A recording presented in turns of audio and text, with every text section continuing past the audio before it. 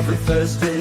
The scene is set in the realm of thoughts where minds are met. They're the thinkers with brains on the brink. Every Thursday they're doing a thing with that dark kitty as the fearless lead. That fought through by her side, they plant the seed with Dorcas guiding through dungeons deep, and Grey Coupe spreads it on steep. Nemo's crush strokes like magic in the air. Depressed Hydra's expertise beyond compare. Charles manages the box office with grace, while other guests add to the lively space. In a world of thoughts where minds collide, the thinkers gather their wits as their guide. From deep contemplation to laughter's embrace, every Thursday is their special place. For this part. Oh. Hello. Welcome to the special place, everybody. I hope you guys are also watching Charles's stream, because he danced, and you're missing a lot. So make sure you're over there. Let's see if my alert pop works. out the chat for both. Yeah, do that. Streams. Wait, what? Yeah, we're in ears. both chats. Just do Oh, a okay. window. Okay. Is my sound irritating everybody now? Because everybody Your can sound hear is everybody twice. Okay, cool. I have a command here which will elucidate everybody. So just hold on. I don't Let's see like if the it way you works. said that. Let me elucidate you. So you see that command in my chat there, and the pinned message on the Thinkers chat is for Charles's fund. He needs your help. So if you were even considering any kind of donation today, that goes just go to the pinned comment, go there, and tell Charles what he should name his sister. Any. Can you call it sister? It's sister. Yeah, but you gotta No. spell it with a CY. I would. Yeah. Exactly. He needs an You assist could call on it this matter. Sister, the best Whoopi Goldberg movie. So that's our. You're talking about Sister Act. I am Yeah, actually. come I'm on, thinking of man. Tia and Tamara. You're Actually, talking now that I about think the about it. Nickelodeon It's show. the Maori It's thing. the Maori sisters. Come on. Sister Act is great, by the way. Well, guys, guess who we have a guest here who has stayed up past his bedtime for us, and I'm so excited. Hi, Josh. Hello, everybody. Hooray. Hooray! I'm so glad you only basically found out about this yesterday. So Yeah, I'm pretty bad about checking Discord and stuff. Like, mean, so am I. yeah, just like a minute ago, Dorcas was like, "Hey, I have some questions to ask about epic poetry," and I just barely got back to him. So, yeah, You were like, no, "Oh, Thank yeah." you for the advice, by the way. yeah, my pleasure. But no, it's great to be here. This is my second time, so hooray for me. And yeah, because this is also a topic that whatever it was throughout before, and I. Again, like lurking in the chat was like, oh yeah, if ever that manifests, definitely let me know. And so here I am. And it finally came about. So yes, Josh is here to talk adaptations with us, and I'm so glad you could make it, because I was reading A Theory of Adaptation, the book that you had shared. Yeah. And obviously I did not finish it in time for this think. So I'm hoping you'll definitely fill in those gaps. Yeah, it's also been a minute for me too. But if nothing else, it's not like it's not like Linda Hutchian is like the end all be all of adaptation theory, but she's a good place to start. Yeah. Also, just tell the people what your background is, by the way. Why you're interested in adaptation anyway. Oh yeah, so just quick refresher.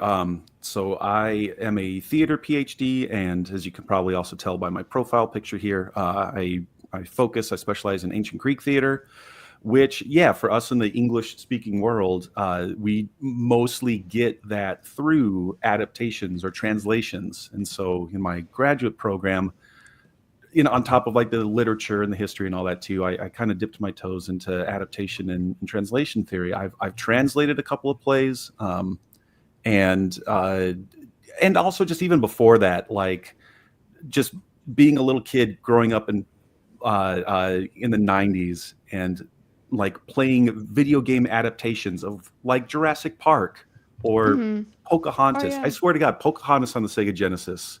It's one of the best video games of all time. And it's an adaptation. It's an adaptation of this movie to like a different medium. So I guess that's always just been kind of my interest. I've been kind of keen on all things adaptation. But you've actually done it as well, so that Yeah, will also a little help bit. us. Yeah. Cool. Well, I'm so happy to have you. Look, let us know in private chat or whatever whenever you're too tired to continue. I appreciate all the Americans for being here this late.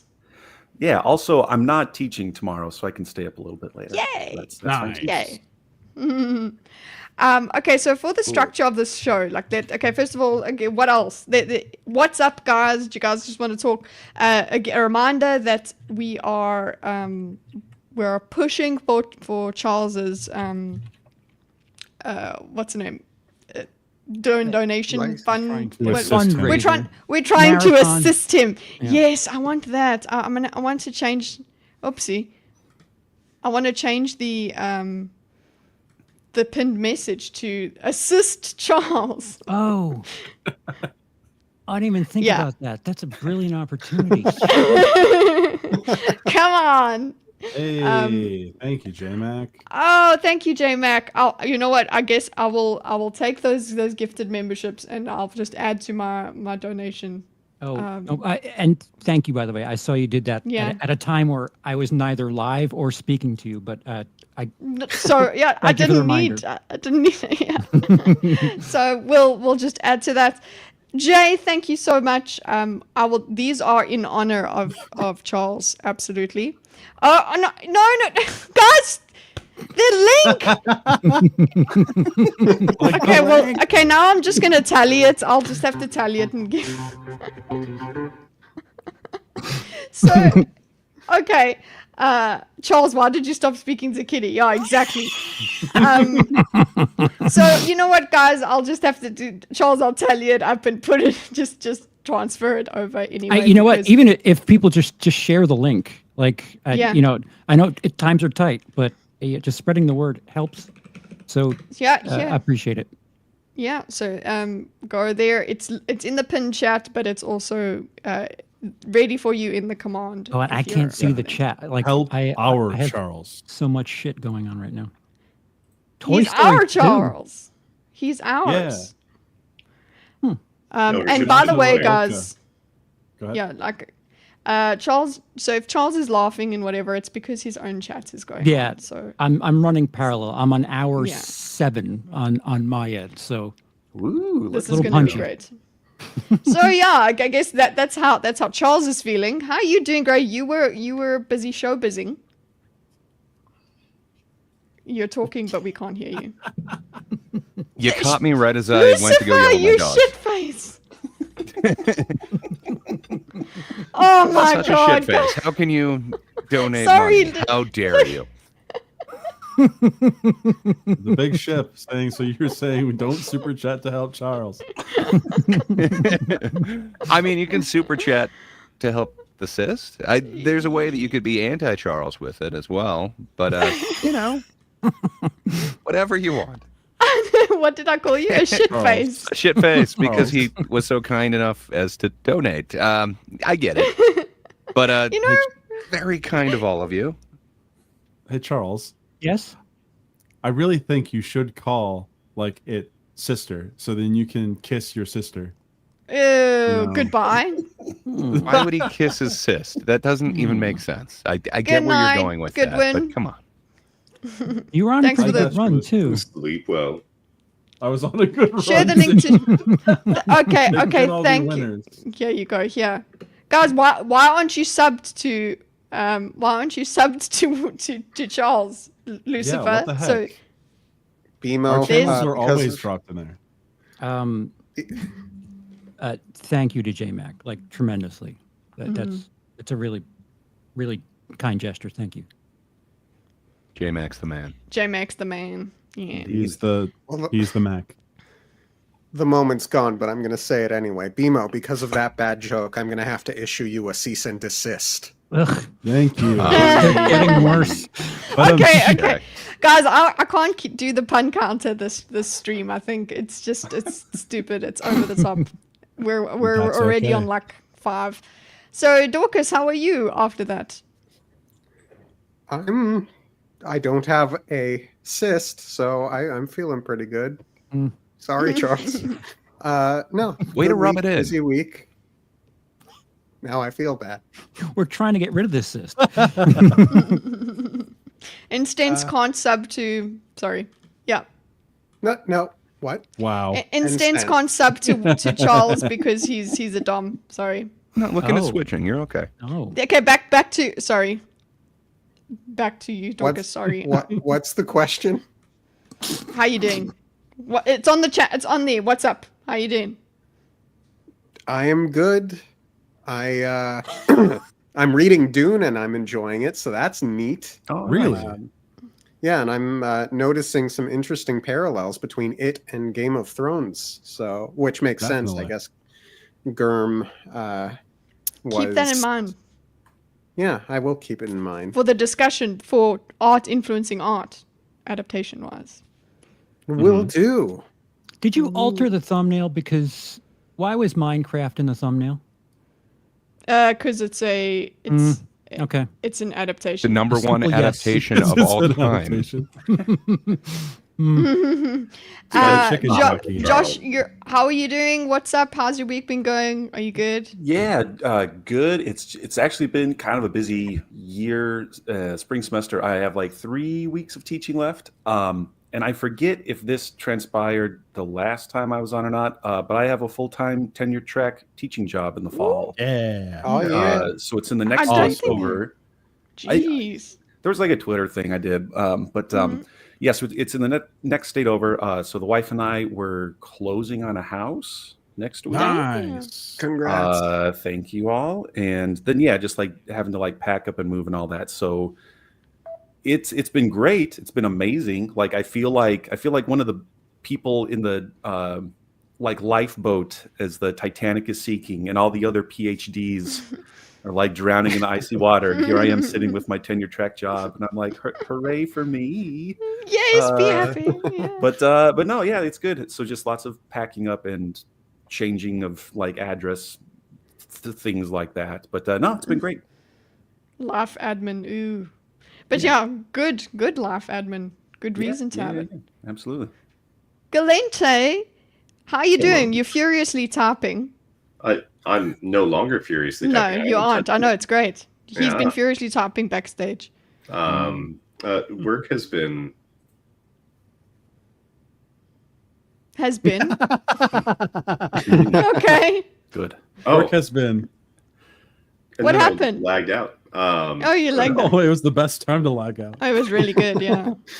Yeah, work has been complicated, but it's all right. And some life stresses have popped up, but nothing too crazy. My birthday is coming up in an indeterminate amount of time, and I have the. No, you have to tell us when it is. I will. But I've got the upstairs of my favorite pinball spot reserved, so Oh, should be a sweet. fun time. Nice. Yeah, Oh, you guys can enjoy that. yeah. Sweet. Excited I've that been, not much. yeah. J-Max also been very busy. Beamer, how you doing? You've been streaming? Yes. So I don't have Charles beat, that's for sure.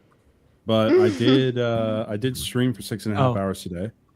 Pretty close. Hey. Pretty close. Yeah. Yeah. I basically was like, hey, Thinker's slot is now open and I'm not doing anything. I could sleep in or I could play games. So I thought might You as well. fool. Might as well. And Games. yeah. Mm. I had a bunch of people. Actually, there's a couple people in the chat that they somehow found me here when I didn't advertise it. So, yeah, it was a good time. Other than that, what's up is my insulin levels because I had pizza for the first time in months today. Oh, what pizza was that? It was Hawaiian pizza, the best kind of pizza. Yes. It's good. Thinker's slut You is can now poo-poo. open. Yes, the Thinker's slut is open. Jesus.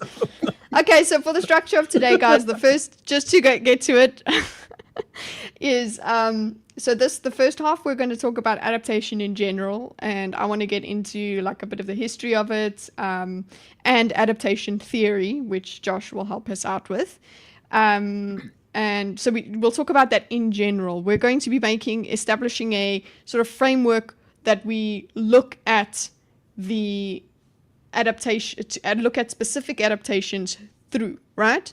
So in the second, that's the part one, general discussion. Second one is specific adaptation discussion. So we're going to talk about specific ones and refer back to our general discussion in order to discuss their merits and flaws. I'm sure there will be many. The many flaws. Many flaws. I know we're rearing to go on the can we just hate on some adaptations now? But no, I want to do the general discussion first, right? Charles. KT, before you go any further, because this is running for two audiences, what's been going on with you? And if you can somehow explain what Thinkers is in a concise fashion for my audience. Chaos. I can't do anything. I can't do anything concisely. Can I just clarify, Charles? Did you say? Can you explain what Thinkers is? Isn't it? Did you get real British on us? Oi, what's all this then? What Thinkers is? Thinkers we have, and Thinkers is Charles is a thinker. Just so you know, if you didn't know, that's He does like to think Now you on do. occasion. Yeah. So on occasion, as in weekly, we get together and we pick one topic. We try to pick one topic and discuss it in depth for an extended amount of time. We would do it for about 4 hours. Now we're doing it for about 3. Results may vary. Yeah, results may vary. Consistency varies in terms of how closely we stick to one topic. We argue, and that gets taken off. But now my soundboard is working, boys, so I will be able to make everybody stop arguing and things like that. But anyway, yeah, that's us. And Just so happy about it. I'm so happy about it, and I actually can't find my button, so I couldn't emphasize with it. But yeah, that's what we're about. My channel is chaos. It's whatever I feel like talking about. Chaos and scuff. Yeah, chaos and stuff. There you go. Exactly. This adaptation that is so good for an adaptation. Thank you, Yeah. Kidhead. I just wanted to. Wait, you think that was a good adaptation? Penis to vagina. That's the adaptation. Also, guys, this isn't our only guest that we're going to have today. Zaxx at some point will be Sliding in. Da says Kitty believes the soundboard will make. Do you guys not understand my soundboard? Where is it? Where is it? No, actually, I can vouch for this because Andrew's not here. Okay, wait. Okay. I love Andrew to death. He would keep Can you guys talking hear through it? everyone. No, Did I'm you hear not it? at the moment. So we can argue through it. Hey, So you can nice. argue through it. No, come on, GG. Stop. Wait. Oh, we can kind of hear I it. heard that. It's so quiet. Okay, it's so Cat is quiet. That was mad, because very far away. I'm pretty sure we heard that through your earbuds. Okay, whatever. I'll be fiddling with that as we go through. Just get But yes, really guys. close to the microphone when you press the button. It did say something about scuff just a moment ago for a good reason. Yeah, exactly. Just so you know, I'm so sorry to Charles's listeners, Charles's chat. No, for all the scuff. There are. I talk about this group fondly for a couple of reasons. They like it when I argue movies with other Yes. people, and this is arguing plus. And as much as I try to make Gardic Phone happen on my channel, it doesn't match the energy as here. So Oh, we're gonna I- show them what's what. I keep trying. Do you to have the let egg them- lore on your channel? No, no. Okay, what we I'm have to saying, release like- that today. I'm trying to tell my audience, guys, you're missing out. Like seriously. We have multiple Charleses with different colored hats when we play Gartic Phone. An army of Charleses. Oh, Okay, so- normal yeah. time that this starts is what well, now? now. Is it 11 p.m. on Thursdays for Americans? Yeah, I suppose. Because it's 7 Eastern. a.m. my time. So half an hour ago is when we started. 20 minutes Okay. ago is when we started. Yeah. For Americans is a pretty broad spectrum. Oh, yeah, that's- Yeah, America, you big boy. So There's- we there's- I believe started it's at 8 Go ahead. p.m. Pacific, whatever specific time. time. Specific. Specifically 8 p.m. 8 p.m. for Specific. Pacific time. Specifically. I Okay. couldn't make it happen. There you go, Rex. Okay, Lucy. Thank you.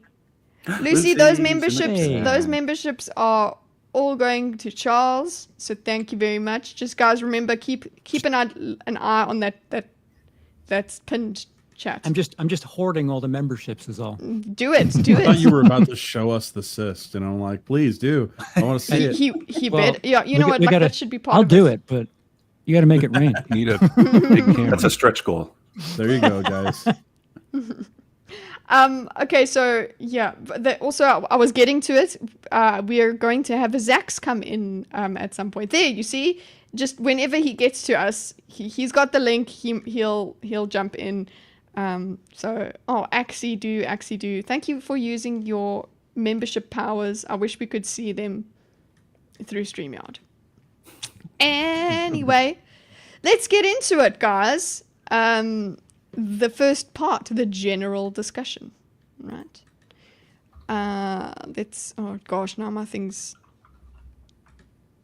it's gone away. Okay, there we go. Sorry. Everything's gone away because I was trying to get my soundboard. I can't have nice things. Okay, I have some priorities. quotes here for you. I have some quotes here for you guys. Okay. Just to get us started, get us thinking. Okay. Here are, and these are from the Theory of Adaptation book from that's what's her name? Linda Hunchian. Linda Hutchin wrote. So she starts off like her book with some quotes from Alfred Uhry. Adapting is a bit like redecorating. Okay. What do we think of that? Can I hear that one more time, please? Adapting is a bit like redecorating. So if we're talking about adaptation from one story to one medium to decorating. another, he says redecorating. Alfred. Redecorating. What is our opinion of that? I'd ask for further clarification before I could say agree or disagree. It seems Okay. like Sometimes it's a teardown. it seems like it would need specificity. Yeah, sometimes it's a teardown. Exactly. Yeah. The content, we got another one by Marshall McLuhan. The content of a movie is a novel or a play or opera. So it's saying that a movie is not written as a movie. It's from a novel or a play or an opera. I guess this is what do you think, Josh? What is this person trying to say to us? I think and so this is also one of the larger kind of arguments that Linda's making in the book is it seems like when we're talking about adaptation, most of the time we're talking about a movie version of something else, a movie version of a book, a movie version of a play, even though that's less often now. This is also, when was the first edition of this? I think this is in like the 90s or something like that. And then the first one is 2006. Yeah, 2006. So this was also like before the idea of like adapting video games into movies like really took off. Like, yeah, sure, there's the crappy Super Mario Brothers in the 90s with John Leguizamo and Bob Hoskins and all that. But yeah, I think. And sort of as a result of that, it seems as though there's this prejudice that movie adaptations are almost always worse than the thing that they're adapting. Because that's the meme, right? It's like, oh yeah, the book is better, or like read the book. That was different. Yeah. Yeah, well, and that's something that she's exploring a little more, pushing back against a little more. And so, yeah, this Marshall McLuhan quote seems to be that like a movie is just a play or a novel or an opera ? I don't know about that one, but Well, I mean, to reinforce the idea that the movie is not always worse than what it's adapting, I'd highlight Jurassic Park as being a great example of that. The original story is okay, but with the author collaborating with the people making the movie to make the story better than what it could have been. And that's a movie I'm so sad people remember it as being the cool dinosaur movie with some practical effects that people like. It's like, oh, there's a lot more there. I think J-Mac, sorry, Charles. J-Mac has a hot take saying the Illumination Mario movie is also crappy. Just like everything Illumination makes. it's not that hot a take. I think book adaptations are at something of a disadvantage because everyone who reads it has their own version of what the imagery they put in their head is. And no matter what it is you're reading, you know what you're envisioning. And a movie will never match that one-to-one. So it's something of a disadvantage going from a book to a movie or show or opera or whatever. But you know, it's a little bit different if it's like a TV show to a movie or a video game to a movie because there's something visual already there. Well, it's the great skill of adaptation to be able to assess what it is that you are losing from the old format and having to figure out what it is about the new format that you can lean into and accentuate to really highlight what should be the same core elements of what made the story so great through a new medium. Or large. I get it. Okay, so one more thing that we can do here is, after all, the work of other writers is one of a writer's main sources of input.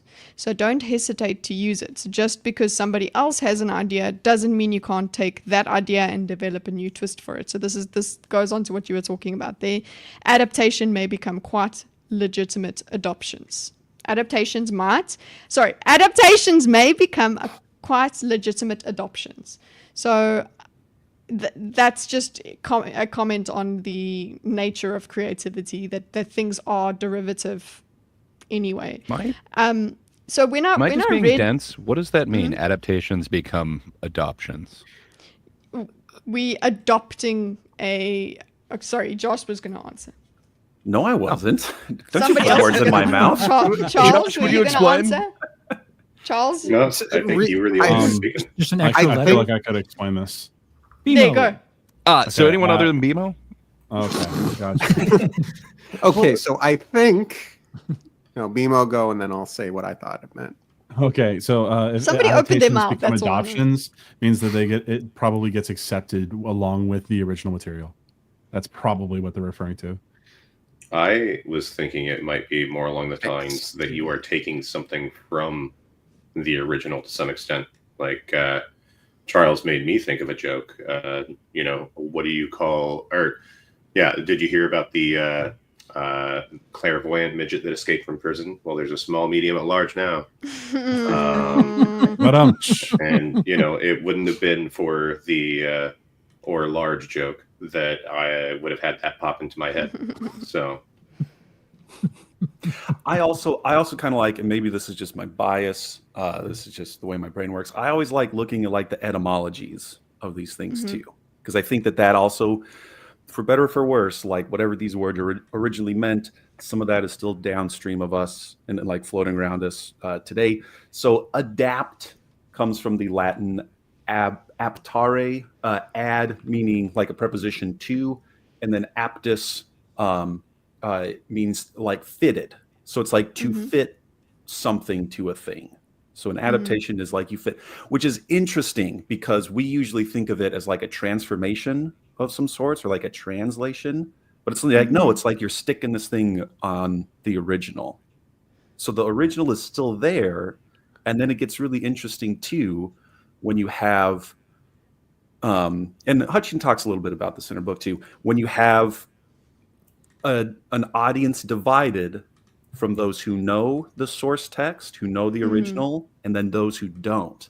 So that people in the theater, if they're watching this movie, like there was Just last December, there was a film adaptation, The Return, that was kind of a take on Homer's Odyssey. And so here I am, like, I'm watching this movie very differently because I've read the Odyssey very closely and I know all these things. And I'm like, oh, okay, yeah, I see what they're doing here with this. Versus my wife sitting next to me, I love her to death, but Greek epic poetry is not her thing. So she's like, yeah, that was cute, and he got to pet the dog. It's like, no, baby, but he doesn't pet the dog. He does. So I think that is also an interesting thing to kind of consider here. Like, there may be one adaptation, and this is kind of going to what was talked about before, like Charles was saying, when you're reading a book, you have this image. If you can visualize it, you have that, and that's going to change person to person. But adaptations automatically kind of segregate their audiences into those who are familiar with the source and then those who aren't. And it's one movie, two viewing experiences, at least. Yeah, it actually divides audiences. So, I mean, just if we go to the definition, exactly what we're talking about is, I love that you did the etymology, because really, when we talk about the definition of an adaptation in English, we're just saying transferring a story from one medium to another, or transferring art from one medium to another. That's obviously a very simple way of putting it, but this also supposedly includes one style to another, one culture to another. So not just the medium. Like, when I was thinking of things to ask everybody, I was like, okay, well, what is adaptation to me? It's just one medium to another. It's visual to I suppose to script. Yeah, that's basically literary. it. Yeah. And that's it. But then this book, I haven't read the whole thing, but basically what it also made me think about was cultural transposition, I suppose, or adaptation, going from one culture to another. And the example that was given to me in discussion with Grok was Death Note is a cultural adaptation when it was turned into a what do you call it, a live action Netflix movie. Yeah, exactly. So would that be like the same as Hollywoodizing it? So like, would Speak No Evil, the fact that there was like a whatever Dutch one like 2 years ago, and now all of a sudden there's a Hollywood version, or Spurloose, The Vanishing. If Hollywood does it and then does their own like kind of faux happy ending on it, would that be one of those cultural adaptations or whatever? Yeah. Same with The Ring Style. and Ringu. Yes. Yeah, that's another one. Yeah. Well, so these were just. Go ahead. Wasn't The Ring considered to be one of the few American adaptations of a Japanese property that was not universally shit on by Japan? That's why I was wondering, because I don't think they changed the ending up. Like, a lot of times it seems like, for the live action Death Note, or for Speak No Evil, or The Vanishing, they really do like their own Hollywood ending on it. They make it more palatable for our audience, where I don't know if they did that for The Ring. Yeah, I don't think so. Lives in Dev's Walls is here. Hi, this is a great podcast. Dang. Hi. You're far from home. We got a lot of Stitch and Adam people in the chat. Yeah, geez. Yeah. Hi, people from Stitch and Adam. It is nice to I see. suppose. Yeah. Hey, meow. Pappy Hey, did meow. give you quite the shout out just the other stream. Trying to get you in touch with Young, I think it was. Yeah, PF Young. Who did what? PF Young. Pappy said in chat that Stitch and Adam should connect you and Young to be able to talk about centrism. Don't know if that's something you'd really Why want me? Pappy just wants to. Who's Stitch and Adam? Yeah, Jay. Who's them? Who those guys? If Charles doesn't know. I know who they are. Okay, he knows them. Okay, sorry. I'm glad. So anyway, what I realized reading this theory of adaptation intro, at least, was like you said, this book was written in like 2006. It's pretty early, and it focused a lot on how everybody just hates on adaptations, and the meme is the book is better. I think we do. Am I wrong when I ask? The book being better. but I want to ask the panel if I am wrong in feeling like we've moved a little bit further from that. We've moved from it's based on a book.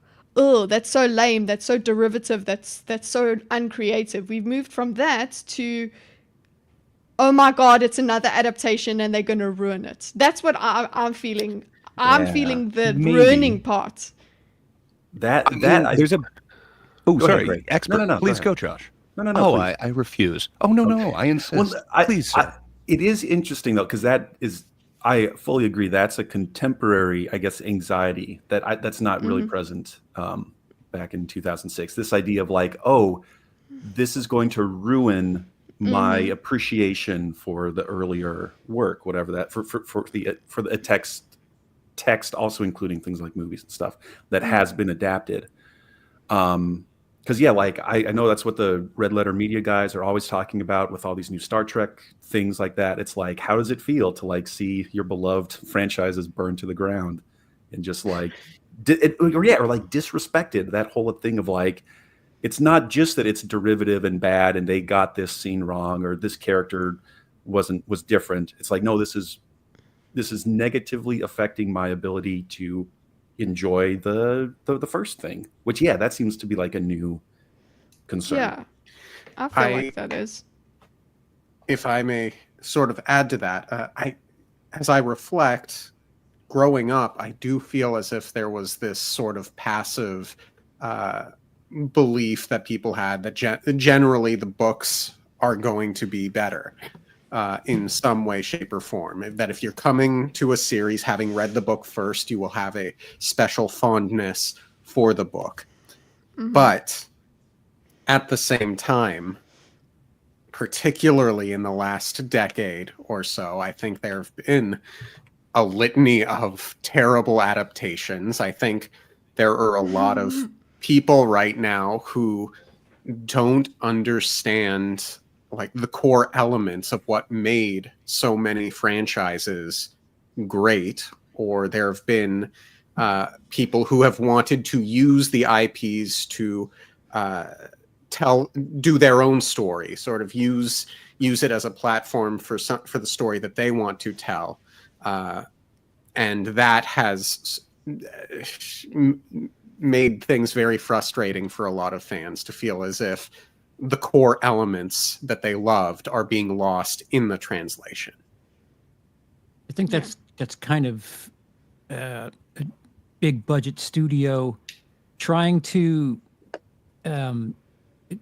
exploit the fact that something already has an established audience while trying to draw in a new audience and just failing at doing both. Like, it's not good enough for the new audience.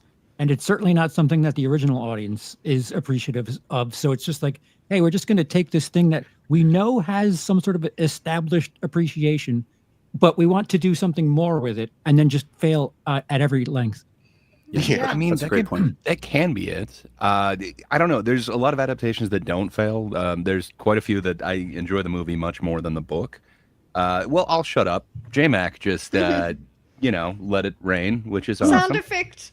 Go. There you go. The major issue people have with adaptations is something that I've dubbed the replacement effect. Trademarked.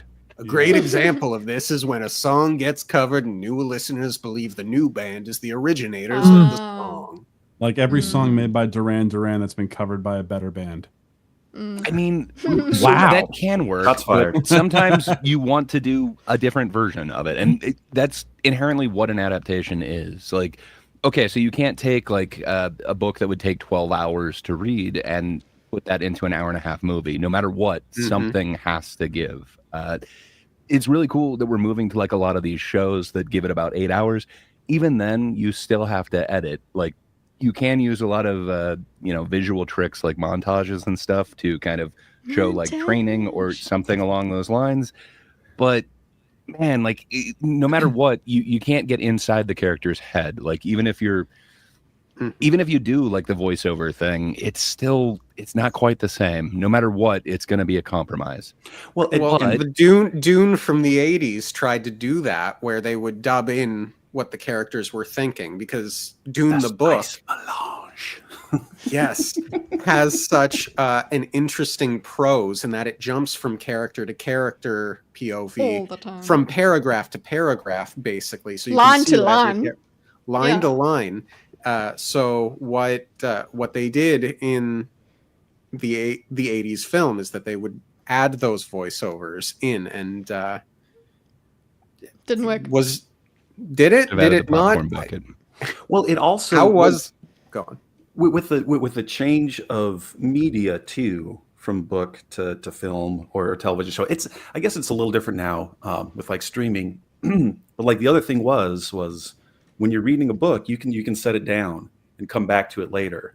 So if you like finish a chapter that just is like a gut punch, you're like, I need some time to process this. I do that.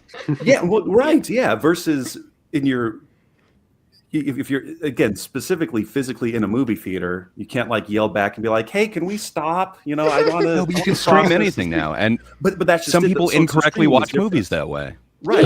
I know we're all familiar with somebody who does that quite heavily. Yeah. And so the streaming element now kind of changes that too. But it doesn't.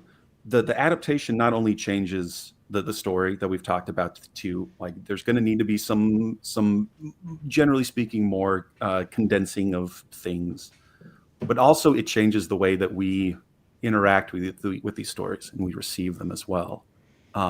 Whether from like book to film or again now like more kind of like video game to movie or something like that. Because I remember that kind of being a big thing too. Like, well, how can you adapt a video game when you, the player, you have all this agency within the game world, even in like a linear like side scroller, like you still get to choose all this stuff versus in a movie with a set script and all that stuff. That also kind of changes the way that we interact or the way that we receive these stories, these media.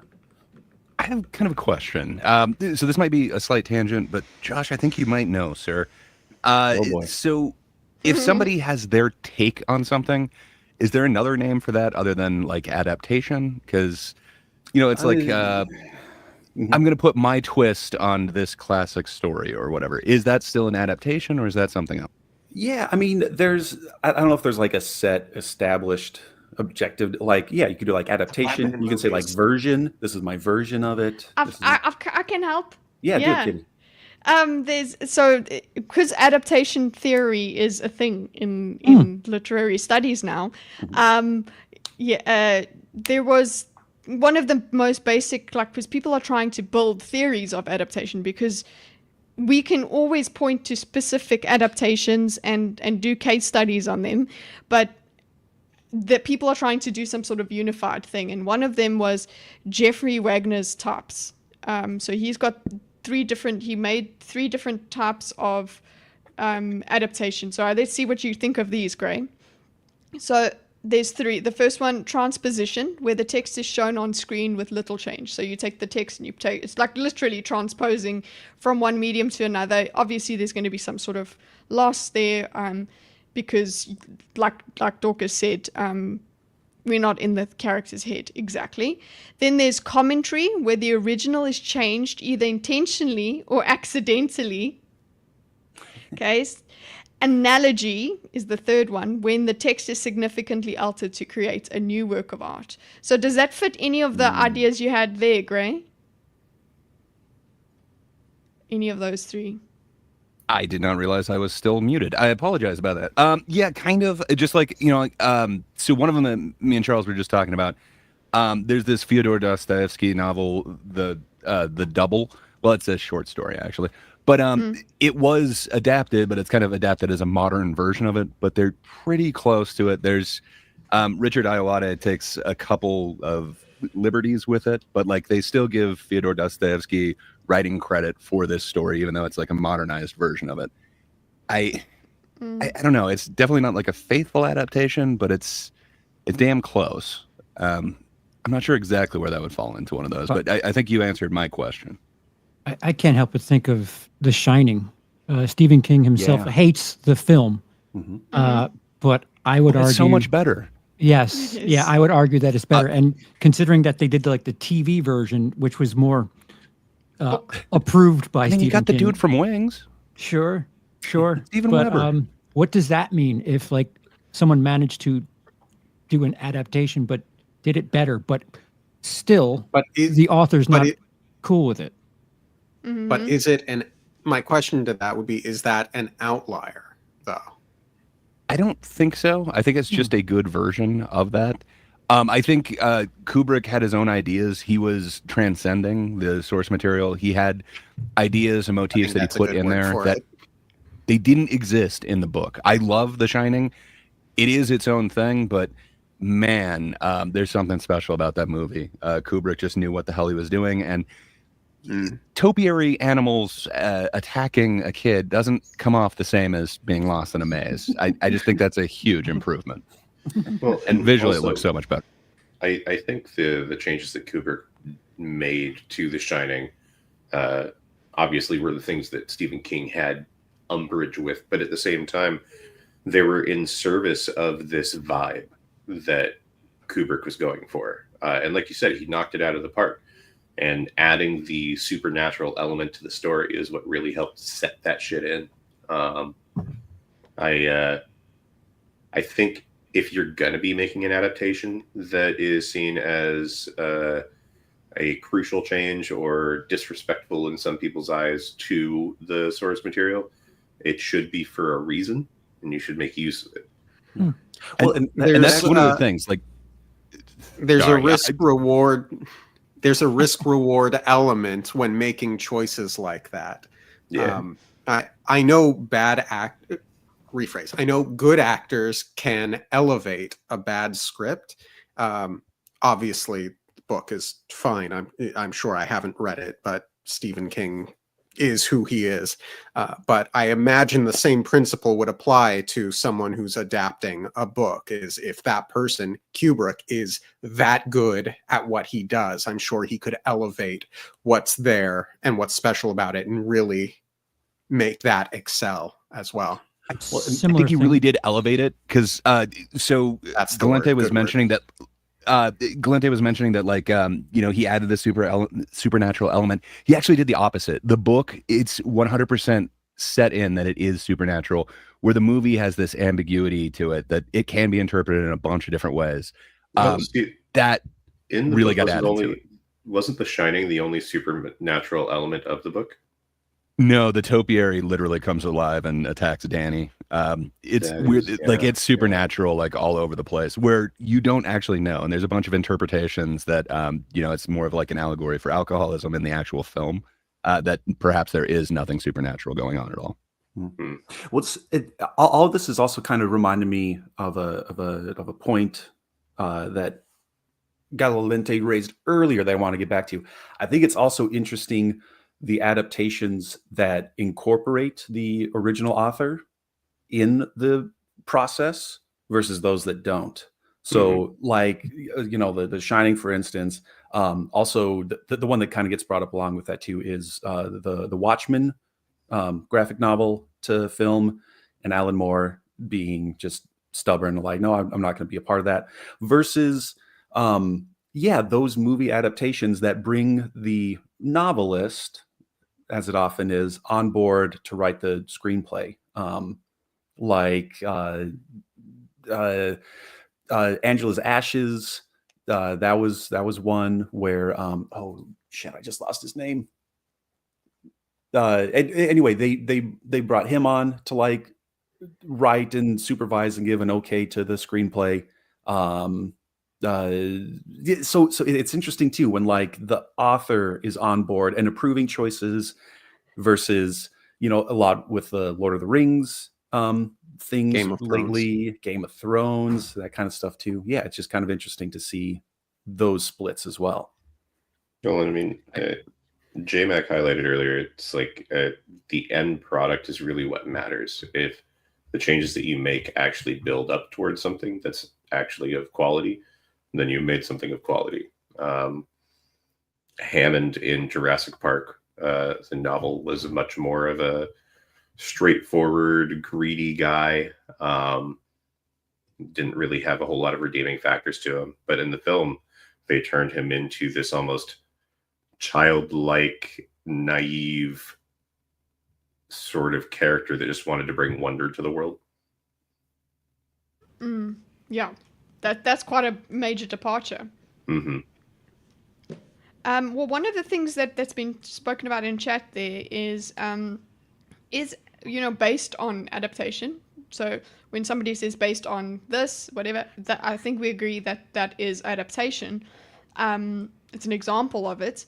But what Instance actually brought up here is based on allows more departure from the original. I would say that points out to us that the marketing of an adaptation and the way it's framed to the audience is important. I think inspired by gives you more liberties to fuck around. The most, inspired by gives you the most liberty, I would say.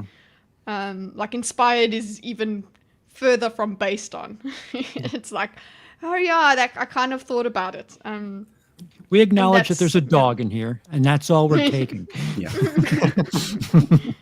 But that was one of the things that this adaptation theory of adaptation book. Sorry, I keep going back to it. But one of the things that she was talking about in there is that these are what she was doing at the time when she wrote this was trying to make sure that everybody understands adaptations are works of art in their own right. They're not. They shouldn't be just compared to the book or whatever, the original, which, I mean, we can have a discussion now about what even constitutes the original, because everything influences everything else. Like everything is inspired by everything else. So if we talk about, I would want to ask you, Josh, like history-wise, right, and theater, like the history of adaptation, it doesn't start with going from novels to books, right? Yeah. Novels to books, novels to movies. Yeah, right, exactly. Yeah, at least, and again, like this is my area. These ancient Greek tragedies that Aeschylus and Sophocles and Euripides and hundreds of other playwrights all wrote about. Yeah, they were all adaptations from the Iliad and the Odyssey or other Greek myths. And so it's kind of getting into this idea of like, there's nothing new under the sun. All these stories are built upon previous ones. And so it is the idea, and this is also what Linda Hutchian writes a little bit about too. It's natural. It's natural for us when presented with an adaptation to like go to the original and start to again do that, like, oh well, they changed this and this is different, and she calls that the fidelity theory. Mm-hmm. And she's encouraging us to try to get away from that. She's saying like, yeah, that doesn't really help. Like just to kind of sit down and make a checklist of what changed.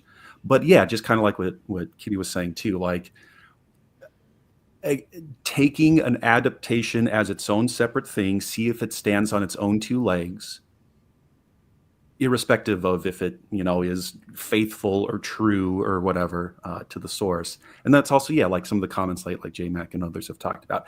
And then if that thing stands on its own as a legitimate, well-rounded, well-constructed work, story, whatever, then awesome. Is. Hey, there he is. Hey, No, I think that. Hello, Zaxx. Hi, there's Zaxx. hello. Hey, And everybody. it's his face. Hi, Zaxx. How's it going? Good to have you. Are you sure Having you on. can you are you okay? You're awake? I'm good. I'm wide awake. We just I had to adapt because I thought you guys are starting at 11, and so I told my wife we could watch the finale of Love on the Spectrum, and we watched that. And now here I am. So That's okay. You got to put in that time. It's fine as long as I'm just happy we get you around at all. I'm glad to be here. Mm-hmm. Yeah. How was Love on the Spectrum? It's good. Our youngest is on the Spectrum, so of course we watch it together, and it's good. It's very heartwarming, probably a bit It's so fake, wholesome. but like Yeah. I don't care. I want to believe it. So yeah, It's wholesome. Believe the It really wholesomeness. is. it is, and It's actually it's one of the only dating shows that I can stomach. oh, you watch it too? Yeah, I haven't watched the current season, but I've watched a couple of them, and it's just look, some of the people I'm like, you know what, they would just be better by themselves, but the others are just that everyone is adorable. That's the thing. They and are. so They're sincere and so sincere. Yep. Because they have no other way to be. No, and like I'm glad to see them, finding some level of happiness, and Yeah. it's and I don't watch other dating shows at all. No thanks. Down for love. That's awesome. Sentient dildo. Thank you. Down for Love? Is that? I haven't watched that. No, I think that's a bit too much. But yeah, we're talking about right now we're on like the fact that you can't adaptation itself is not the problem. I don't think. Sorry, just going back to what you said, Charles, about like Josh just said that as long as the end, if we look at the adaptation as a piece of art by itself, look at it in its own right, and measure it there, measure it on its faults and its merits, wins and good yeah. and bad. Yeah. That on its own should be fine. But what Charles said earlier was it was perfect, because it was like, yeah, right now the way adaptation is like that they are not creating anything new and good, and they're not paying homage at the same time. So they're doing neither of those things. They're not being they sacrifice fidelity, and then the creativity that they bring in, because we weighing creative freedom with fidelity to the source material, and they don't remain true to it, and they ruin it for not a really good end product. There's just lots of At this point, Disney has been making a habit of taking things that they currently own and simultaneously making fun of them while also using them to make money. Yeah. It's frustrating sort of transition. Making Weird. Luke Skywalker drink green alien tit juice. Yeah, that kind of thing. I mean, Well, and kind of related to that, related to that point too is another point that Hutchin makes in the book, and I think is 100% correct, is that adaptations are much more reflective of the adapters, of the people doing the adaptation, than the source. So that's really what the adaptation is about. So yeah, when you have Disney or whoever else adapting these works, it's much more a reflection of them than it is anything Marvel, Star Wars, etc. because it moves away from the art, though. So again, I think it's not adaptation that's the problem. It's the studios, like Charles said. It's them. So okay, let's talk about cynically approaching things. It's cynical and greedy. Yeah. well. Then Can't there be a cynical adaptation? Is there something wrong with it? Come on, Charles. I would argue that Minecraft is a cynical adaptation. Oh. Maybe. I would But disagree. we'll- Have you seen it? We'll get to the case studies. I really do want us to talk about these the creativity, fidelity, those sort of things in general, so that when we get to these examples, because we can get lost in the examples. I know you guys. I know no, myself. never. Never. So I know that we could just talk about specific ones, but we do use them as references. I think it's good for us to do that. But let's just think about it. I want to ask you, Josh, in your expertise, why do we adapt? Could you describe that? What? Yeah. Well, I think we adapt for two reasons. One is we love hearing stories, and we actually love hearing the same stories. Like, I know that sounds kind of counterintuitive, but we love hearing the same stories over and over again. Like my dad, whenever I get a chance to sit down with him and he regales me of his college stories, I love that. I love it. Even though I've heard them like 50 times, I love hearing these same stories. So that's part of it. And so on the one hand, we love hearing stories and we love hearing the same stories. But then on the other hand, our current context changes.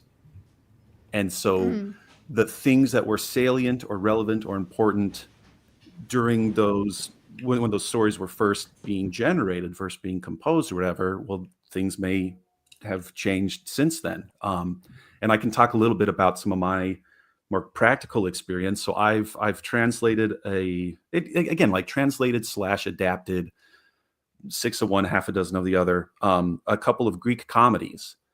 And the humor, much like humor today, is very much kind of contingent on things that were relevant at the time or people that they knew. And so, yeah, it's really hard to translate a joke making fun of this 5th century Athenian politician, it's hard to translate that joke into like 21st century America. And so like you kind of like find a way. You kind of find a way. And that's where you as the translator, adapter, you kind of have to have that ethos or your methodology. Like, okay, what am I going to do here? How am I going to make this joke work? Or do I choose not to and just let it slide? So yeah, for some of the like particulars that can get kind of funny or weird to kind of work around. But then there are other things that translate / adapt incredibly well. Aristophanes, the Greek comedian, it's basically like South Park. If you like South Park, you'll find a good translation of Greek. It is. It is. It's like all the sex jokes, all the poop jokes, making fun of people. It's hilarious. It's great. Josh, what you said really speaks to some of the big discussions that happen regarding anime and localization. Yeah. Which is adapting to a different culture. All right, exactly. Yep. Like what we were talking about before. Yep. Continue. Oh, okay.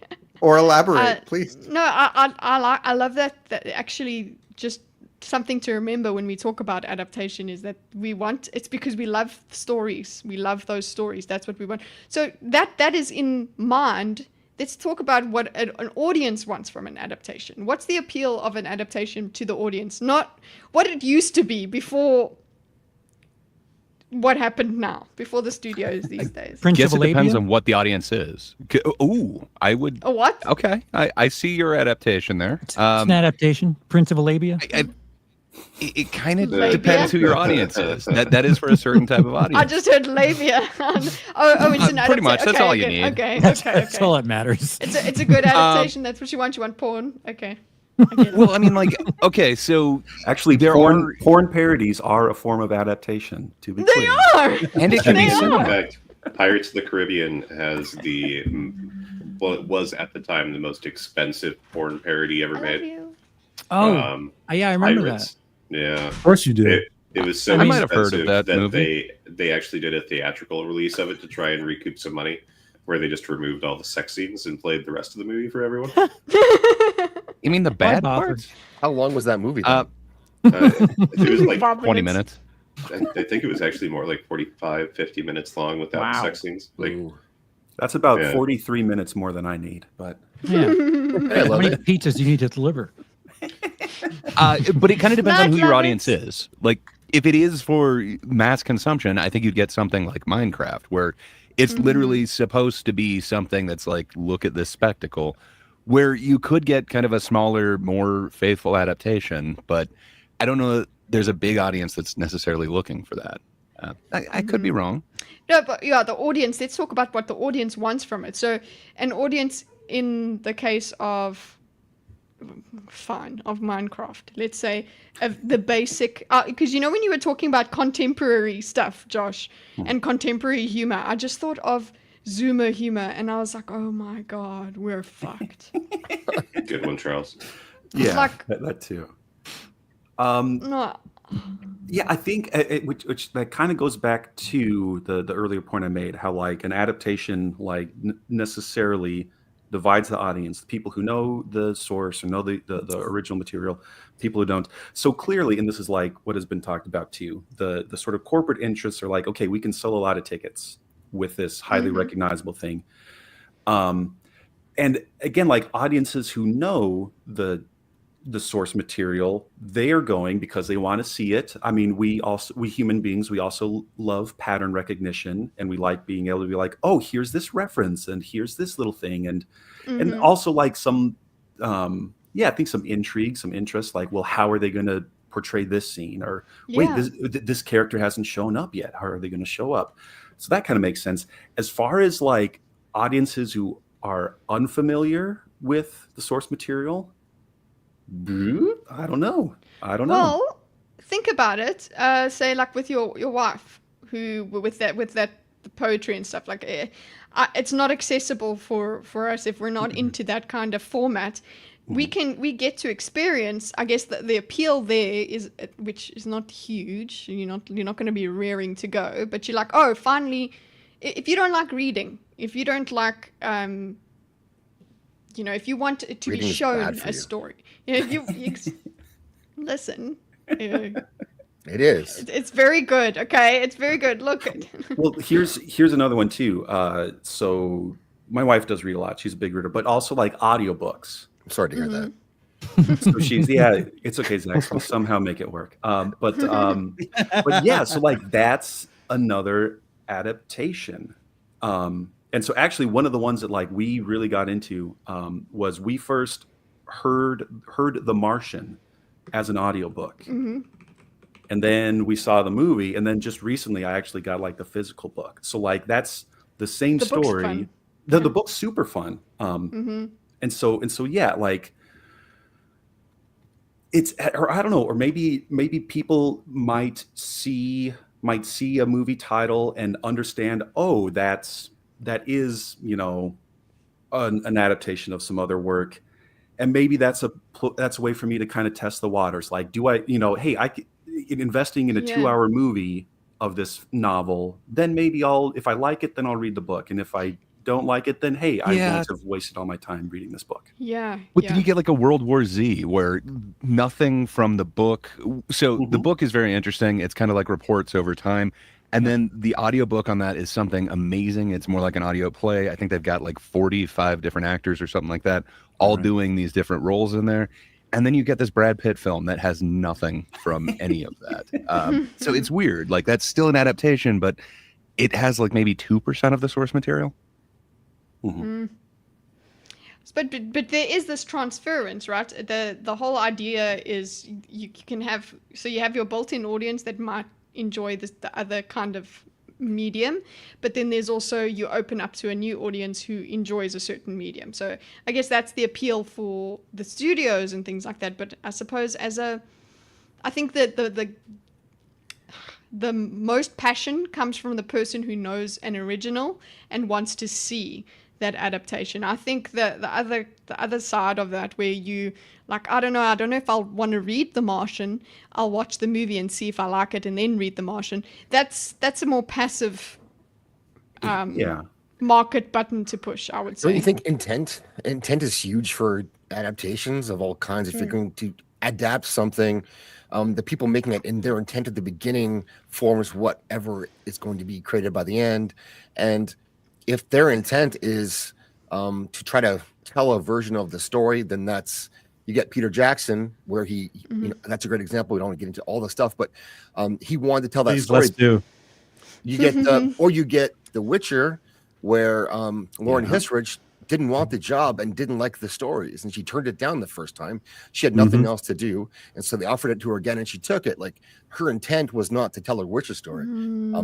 And a lot of intents we get, I think, in comics, especially too, is the intent is to tell your story, which is you're a barista, and so you have a superhero being a barista because that's what you know. I think those intent is all over that. I agree with you a lot on that. I brought up the point earlier that, you know, if you're going to make changes, make sure it's for a reason and that you do something with it. And it can be a self-serving reason, like, you know, making it a self-insert sort of story. But I mean, like, The Thing was an adaptation of an adaptation, and it's drastically different from the original source. But better. Yeah, much better. And every choice that was made in crafting the scenario for that story seems to be intentional. And it's all that love and care of the craft and the art form that goes and shines through in the end. I'm with you on that, Zaxx.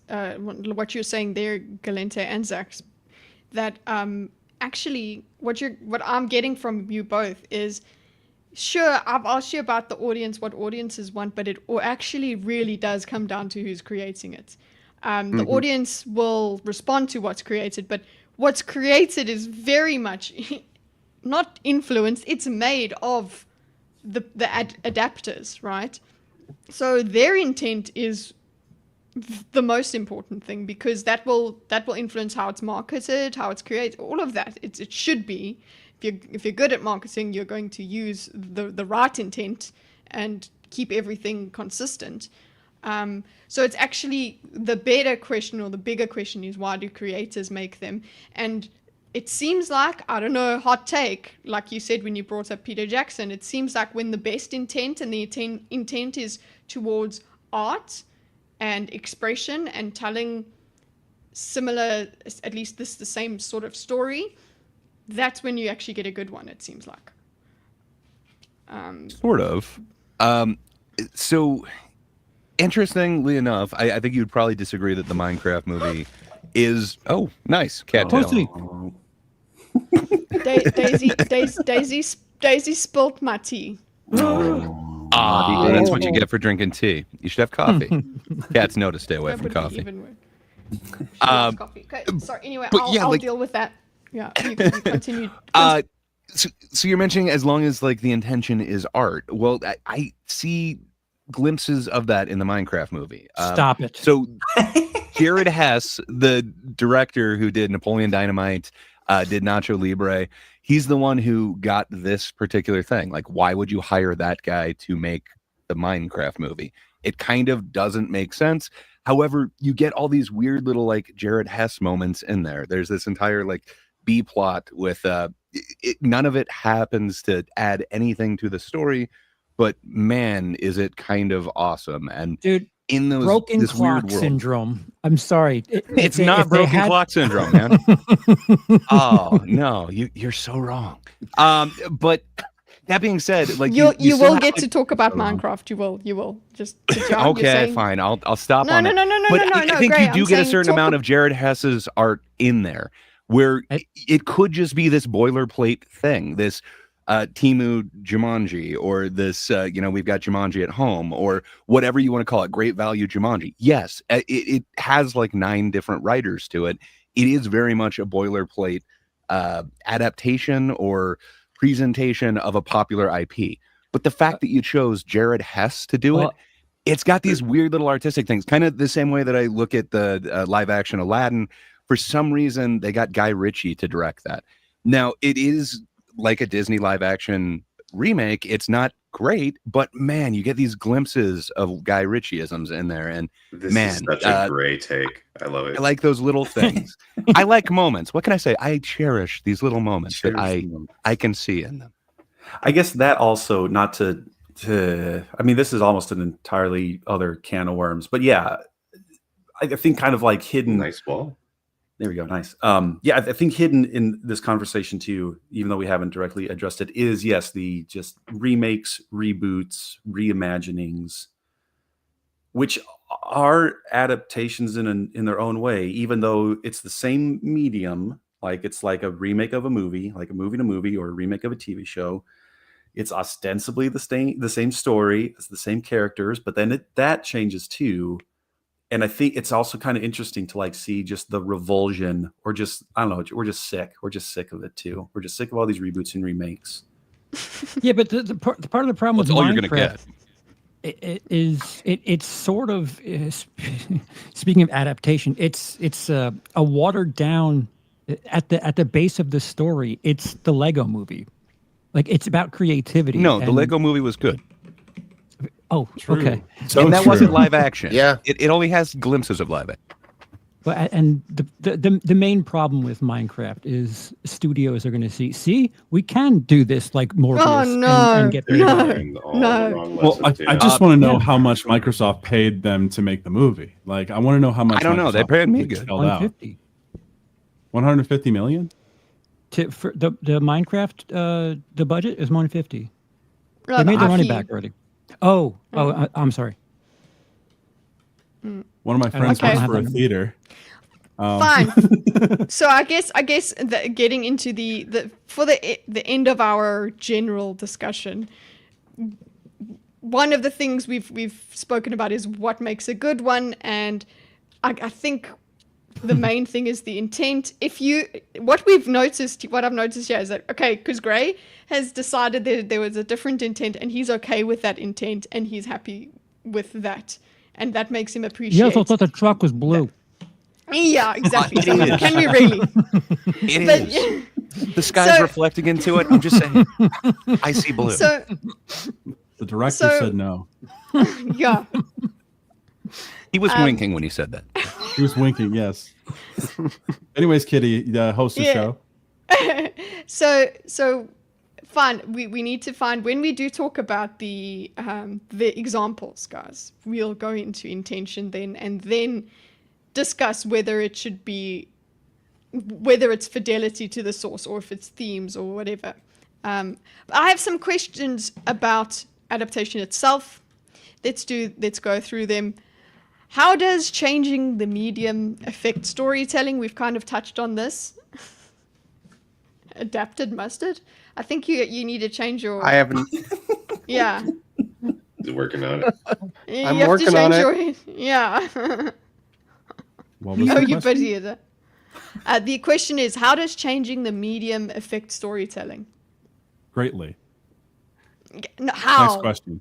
Not how much. How?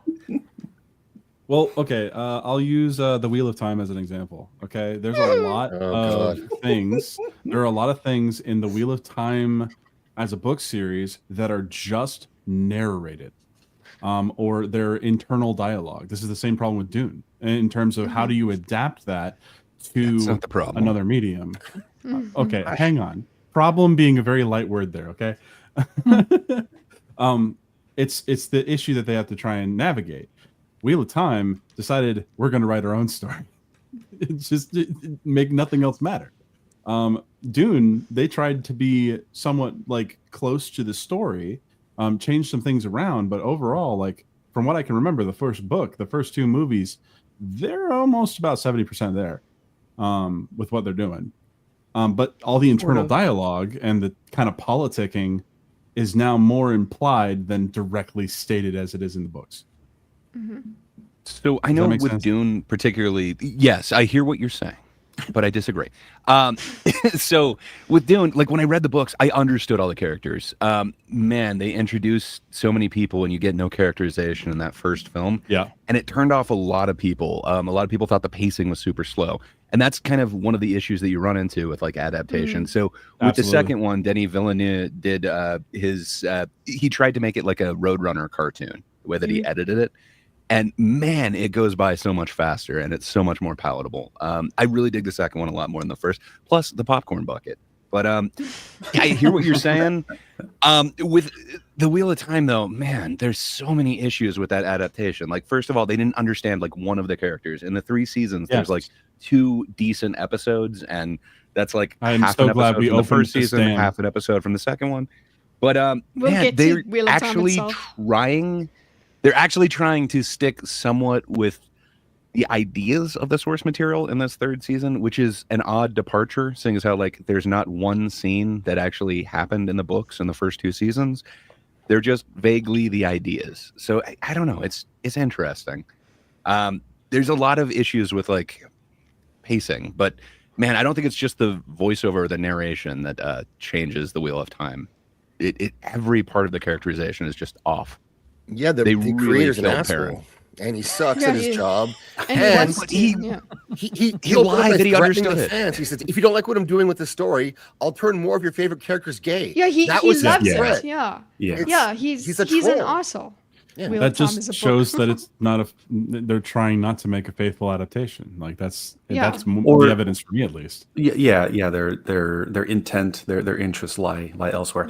I want to answer Kitty's question about how the changing of medium affects the storytelling by going back. I threw this out sort of half jokingly earlier on. It seems like the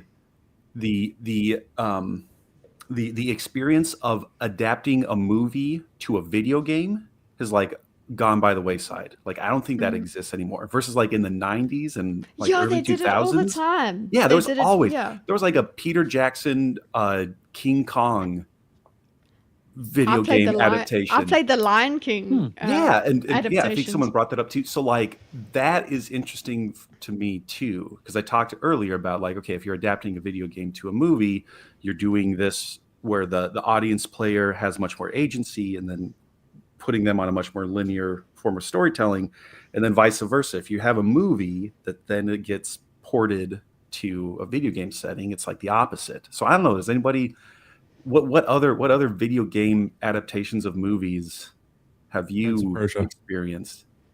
James Bond. Remember Escape from Goldeneye? Butcher Bay. Oh, Goldeneye was awesome.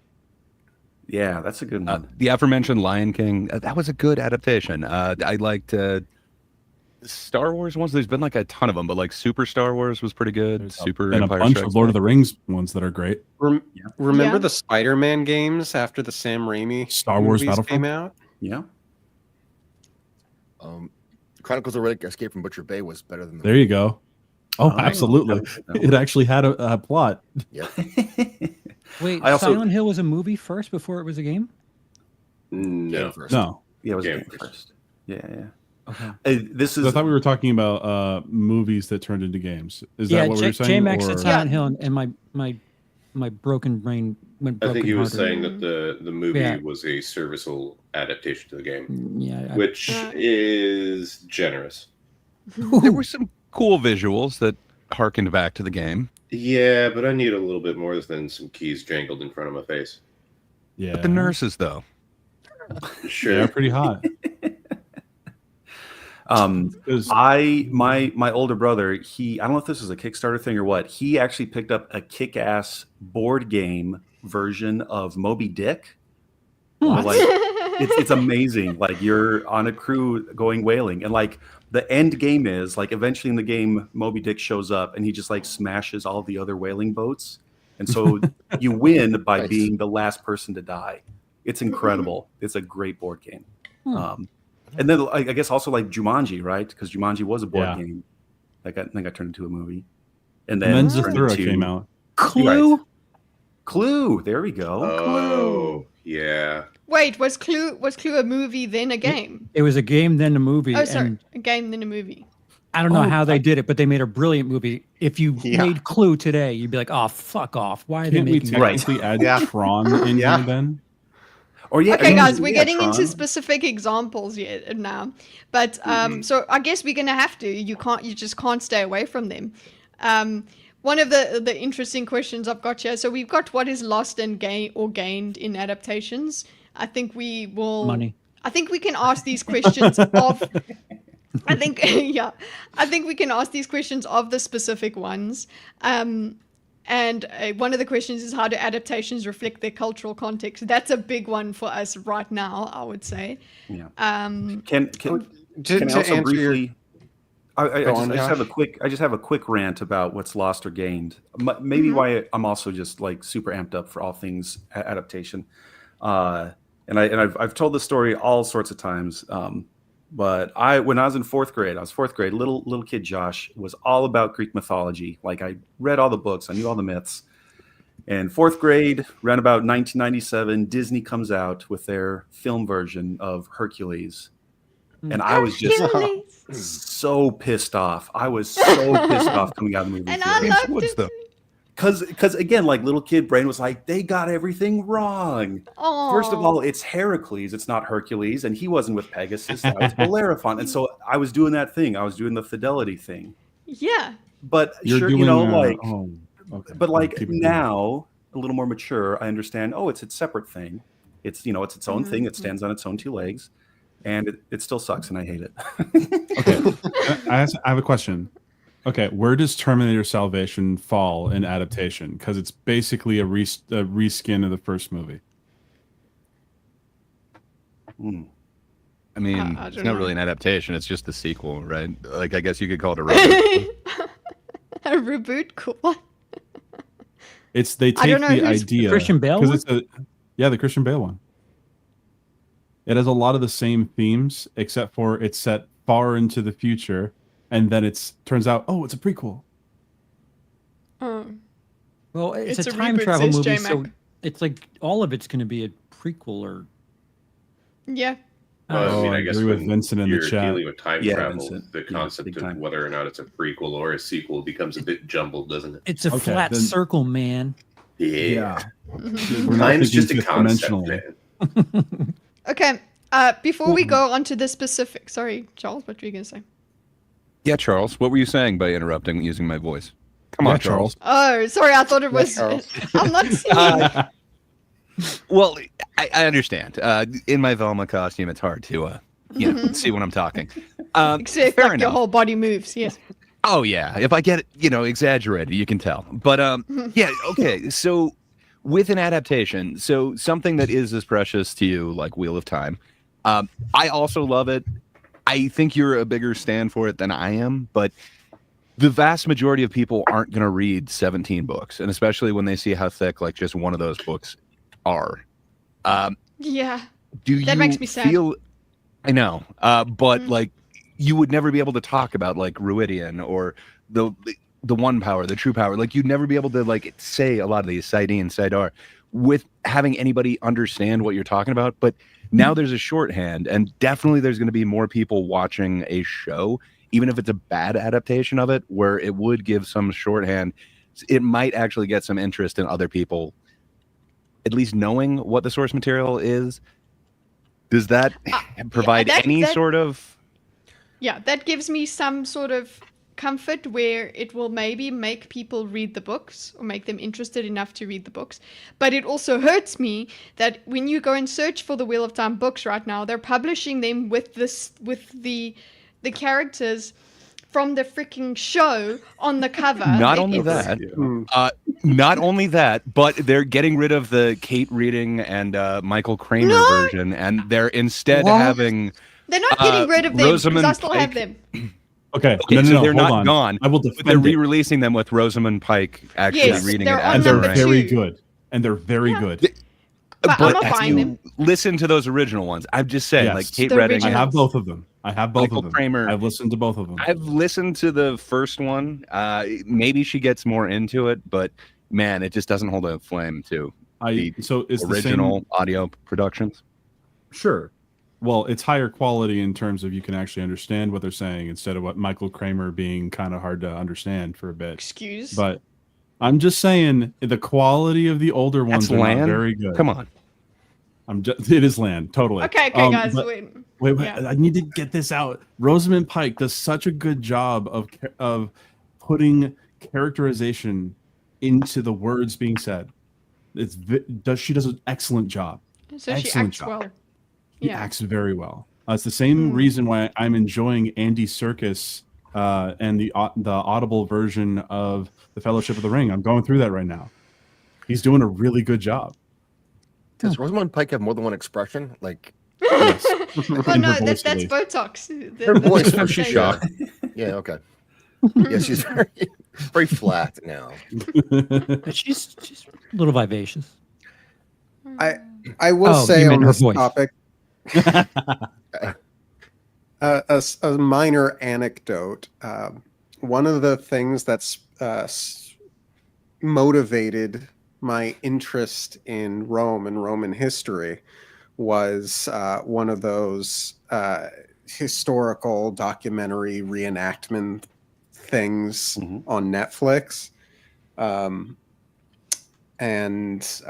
I don't know what it was about that, watching it, that made me so interested. I think it's sort of a mesh of things, but that was one of the main motivating things. And I have since, read a lot, studied a lot, got really into studying Rome. Then I went back and rewatched the historical reenactment video thing. Absolutely hated it. It gets so much wrong or glosses over so many things. And Claudius is amazing, and Yeah, that's a everyone good should one. watch it. Yeah, that's a good one. Seriously. Caligula. So that felt topical to what you were saying. Like, if there's something about Wheel of Time, as bad as the Amazon series could be, if there's something about it that gets people to the book and to enjoy the book that much more, then job well done. Man. I'm so conflicted because this is the same argument people are saying about Devil May Cry. Oh, okay. Hold on. Here we go. My What's the wife's a reason? librarian. So before our kids were allowed to watch Harry Potter, they had to read the books or listen to them on audiobooks. That's good. She does that for most movies. Awesome. Okay, so she's Made them read. Oh, I love that your wife's a librarian. Barbarian. I want to be a A librarian. barbarian, yes. Librarians are awesome. I think the trickle down effect to Same with barbarian. having people read the books like Wheel of Time is diminishing returns. That maybe like at first I believe it did bring people to the books, and then who then probably rejected the show. But you know, season 3, season 4, it's not doing that anymore. I don't think. As Just someone who's watching them. I was just going to say, as someone who's completely oblivious, who is this You got show Prime. for? Who is the show for? New people. It's a really good question. I mean, can tell does you. it have an audience that isn't? Because it seems like you novel There's an folk are- audience they're going for. It's kind of the Game of Thrones audience, but that's Oh. not what the books are. So Okay. Rafe Judkins' boyfriend is like a decent looking guy, way better than he should be able to get on his own. And so he wrote a character Nice. named Maxim that he put into the show and created and built everything around him so he could be in every episode. And he gave one of the Aes Sedai 2 orders just for that reason, so that they could have a threesome. It's dress that's for the that's, job you want. that's who it was for. So his boyfriend could have a job. He's so loving. It was for Rafe, I suppose. Right. Yeah. But I guess Okay, it's fine. also not for you. Okay, so I had Which an sucks argument with because- someone about that term just last night. Where do we stand on that argument of it's not made for you? I mean, well, so everything does have a certain audience in mind. Like this Minecraft movie, it's Yeah. not meant for people who were, into Minecraft when it was first out. It's not meant for like people in their 30s now. It's meant Yeah. for essentially like the kids, and then the meant for the families that then Zoomers, have to guys. take it. I think Yeah. target audience does not absolve a script yeah. of being bad. Like Sure. there are still general, like you can work within the genre, you can appeal toward the target audience while still maintaining the primary elements that build up a good script or story or so on. It I also- guess- Especially when we're talking yeah. about adaptations, right? No, but I Well, guess and I mean- that's the.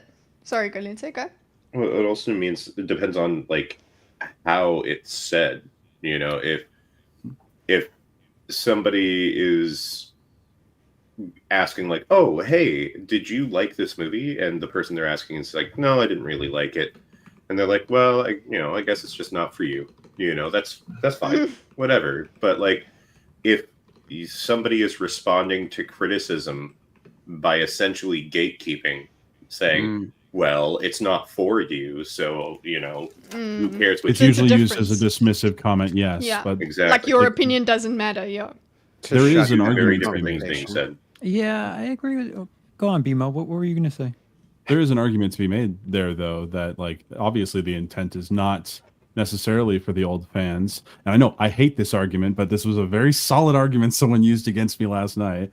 That yes, they're trying to bring people into this new IP with something completely different, which I don't like, but it seems like that's what they're doing all the time now. That's Rings of Power, even. Like, what does it actually have to do with Lord of the Rings or Middle Earth as much? It doesn't even have the content available copyright wise to make a worthwhile show.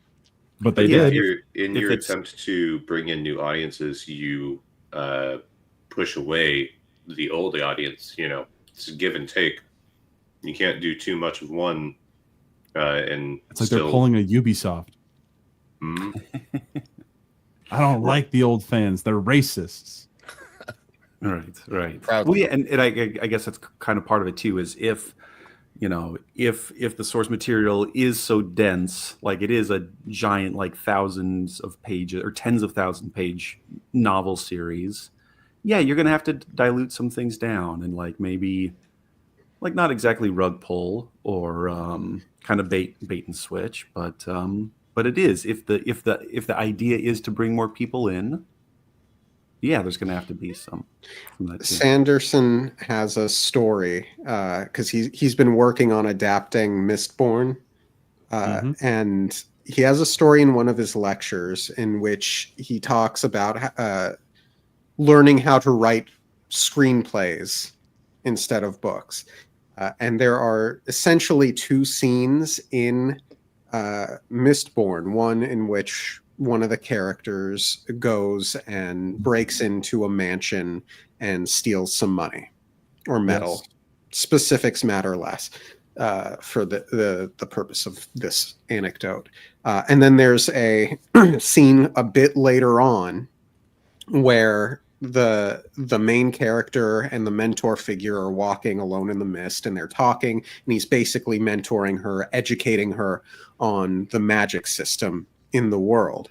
And Brandon Sanderson, when confronted with a specific runtime and needing to keep things moving, he talks about how he essentially decided to merge those two things, and have the main character or rather have the mentor figure bring the main character along on this heist, and basically say it's on the job training, you're going to learn here. And that accomplishes a handful of things. It also slightly changes. It makes the mentor figure a lot more reckless, but it saves time and it allows him to accomplish both scenes in one. I forgot why I started talking about this. It seemed poignant to what was said, though. So someone interject, please. I want to play devil's advocate for a second, and not for any reason that I really am interested in doing so, but I think Sure. Snow White could be part of this conversation, because people who are making the biggest stink for this, I would say that film's not for us, because anyone I've heard from, their kids, their daughters enjoy. Oh,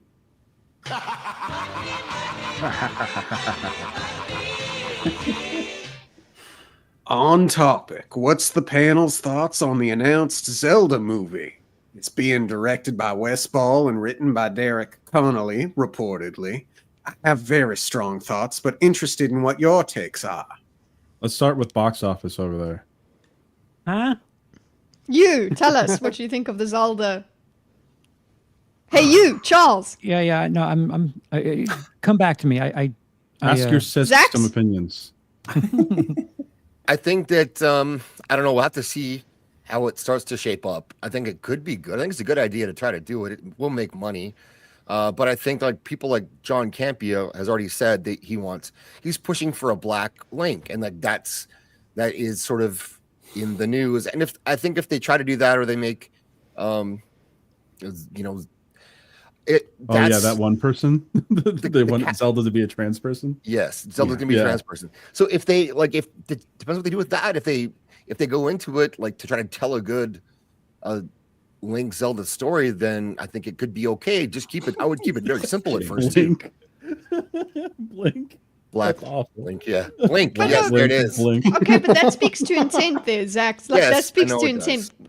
But with usually that's where we're at now contemporarily, is that we look at these adaptation things, and when they announce these changes, we're like, we're It's a not signal. excited for them anymore. It's a signal that it's like, oh, that's what you're prioritizing in your story. And then we get pleasantly surprised, like in House of the Dragon, the season 1. Like you get pleasantly surprised with that. Even the D&D movie, the recent one, like I did not want to see that. I thought it looked stupid. Really? It was gonna be goofy, and I liked it. Like It was goofy. Yeah, It wasn't was surprised me goofy. too. It was It goofy, was a but fun- it's Yeah, it's a nice. fun time. I liked it. I was. a I good was movie. expecting to enjoyed hate it, much too. like the whatever was it 90s or early 2000s one with Jeremy Irons. it had one of the Wayans brothers. Marlon Yes, Wayans. Yeah. Marlon. Thank you. I was going to say the wrong Wayans. Yeah, the fish from But, Finding Nemo. on topic too right now is the Narnia ones with Greta Gerwig Oh, God, and yeah. Meryl Streep to play Aslan, as that's the current rumor. Mm. So the and, voice of God is going to be a woman. It's interesting. And he's they're still gonna going be a male live lion. action with this, right? Like it's Yeah. Yeah. And is he still going to be a male lion? Like, to represent this Aslan? Is still Yeah. will he look the same but have a female voice, or will he? I would be a like female that. Be a lion? female lion. Why No, do it that? shouldn't be a female lion. It should be like I would absolutely accept Meryl Streep's voice in the male lion though. Like, because you need that mane, you need that frickin' majesty, boys. You can't get that. You can't get that from from Sexist. no hair. Kitty, No, I that's- can't believe you're that sexist. Guys, I on would stream. if I was bald, you wouldn't care for me. So think about it. True. Main That's a fact. main I don't get matters. you now. Main matters. You're one Getting bad to haircut say, away getting from back. alone. Getting back to G.I. Jane was a good J-Max. movie. Yeah. Getting back to J-Max super chat. Yes, I'm also a diehard Zelda fan, and Yeah. again, I don't know if I'm going to see it because again, I just don't want to going back to the red letter, the RLM guys. Like I just don't care. I'll just play a Zelda game. I'll go back and play Ocarina. I'll go back and play. I'll play a game. I don't want to see a live action. Just stop. I've long since been reserved to the fact that I'm just going to wait until the movie comes out and see what reliable information I can find out about it before I'm going to go and spend my money. It's the same idea of just like waiting until you see a review from, a critic in the newspaper that happened way back in the day. I'm just not going to waste my time until I know that it's, at least not going to be fucking you gotta shitting on talk me for being interested. Yeah. Live No, action. you're a The Zelda thinker. one's You gonna have be to talk live about it action on the too, internet. right? Yeah, at least form an opinion before you see it. Come on. No, Um, that So this one is going to be Cameron, live please. action too, right? King Oh, to I must Read repent. 2 Kings 2, 23 through 25. I don't know it. I'll go and do it right now though. Well, repent. Okay, make sure that you're looking for the new King James version, not the King James version. Otherwise, you won't be able to read it. If Nintendo's why? involved the way they were Language. with the most recent Super Mario Brothers, I would imagine they're going to try to play it safe. yeah. What is safe? Jack Black is going to be the villain? He has I mean, worked say before. what, No, it's actually say going to what be you will. Brad Pitt. Say what you will about the new Super Mario Brothers movie. It looked like Super Mario. Right. Well, And that's what I would that's a assume. great.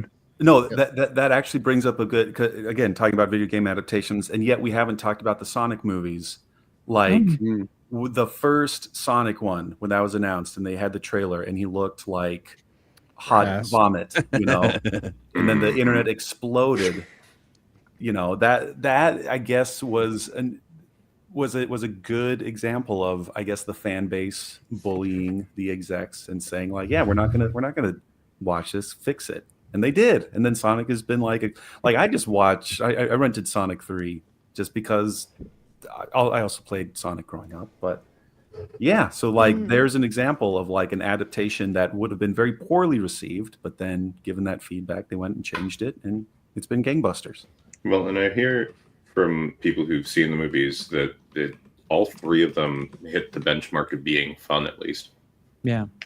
Yeah, and they actually get better, oddly. I don't know. The first one's kind of meh, but they get real fun after that. Okay. But Now sorry, I was gonna. You guys were talking about me talking specific ones. I want to let Zaxx, have you seen Minecraft movie? Have your kids seen Minecraft movie? No, and one? but I've heard that people enjoy it in the theater, and that's good enough for me. I'm not going to go see it, but I don't think they tried to set out to make a classic or anything that's going to stand up to any kind of criticism. It's just seems to be dopey, and people can go to the theaters and enjoy something. Because Minecraft, is there a deep lore there?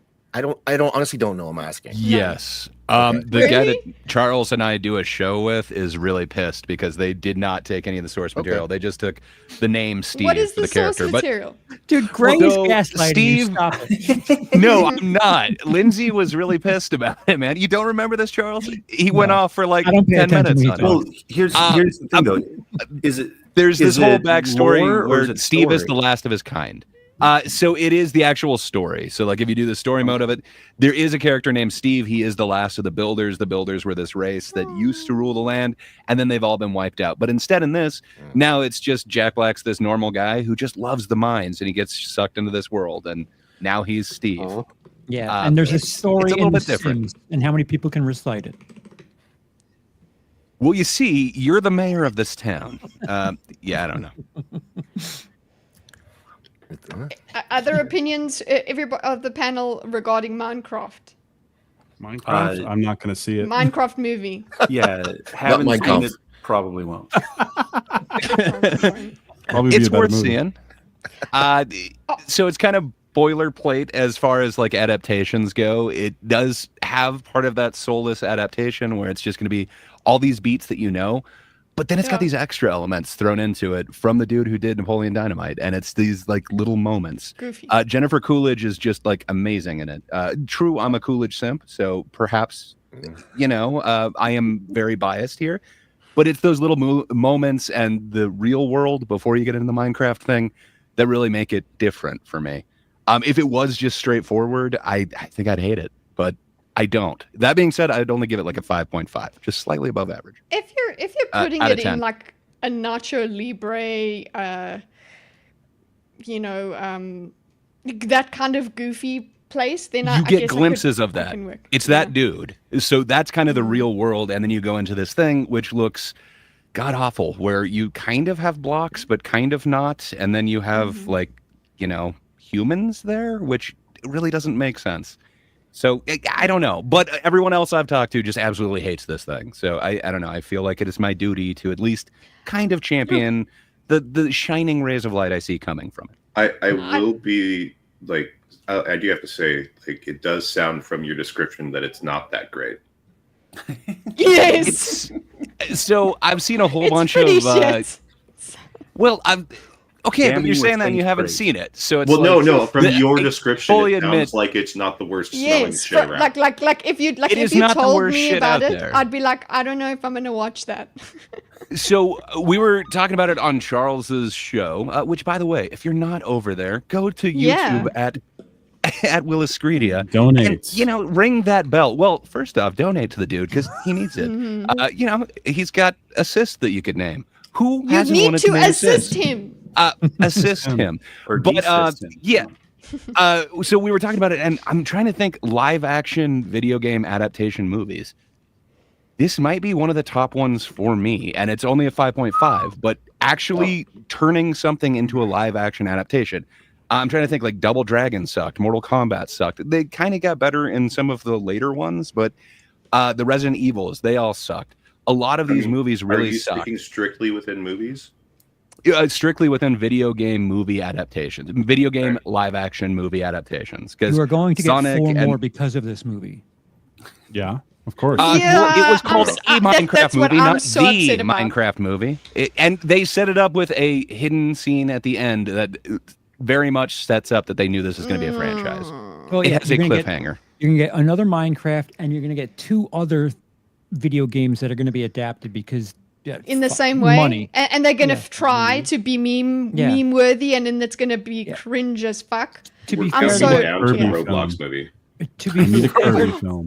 Oh no! Every single IP is going to be put into a movie because of this. But Right. seriously, think of any live-action video game movie. Is there a good one Don't. out there? I hear Five Nights at Freddy's. For some reason, I've steered clear of that. But I don't know. The live-action ones seem to suck. I don't know that a video game should go to live-action. Well, see, the reason I asked if it was strictly just the movies, because I would ask if it would rank as far up as, say, the Last of Us TV show. That's very good. I think you can do a lot better with TV shows, and that's why I was saying like specifically movies. But I think I agree Fallout with was you. I good, think too. my current favorite one is The Last of Us. I don't know why I slept on that so much. I think I watched it like a month ago, but man, that show really hits hard. The And I Tomb think, Raider I think we movie- would really fucking like say that there's a massive chasm in quality between the Minecraft movie and the Last of Us TV show, right? which Tomb Raider one, Charles? Yes, Going- I enjoyed Tomb Raider. they're all right. Hello, Sherry. Hey, Sherry. But I mean, like Sure. with the shows, you Sure. also get things like Halo, like people are bringing up. Man, that is a really horrible one. Oh. But So they I don't know. purposely didn't You also play get the things games, but we didn't like eat the books. Fallout. But Right. can I have the hot take of I don't think it's adaptation that is the problem. It's the people that are Yes, creating it it. is the Well, creators intention. that are the problem. Ooh. It's not. It's It's the not that intention, they're yes. I don't think it's that video games cannot be made into movies. It's just I don't know. The writers are not like it just doesn't work that way. The problem with Adaptation's Minecraft, not the problem. The problem Yeah. with Minecraft is it's this perfect storm.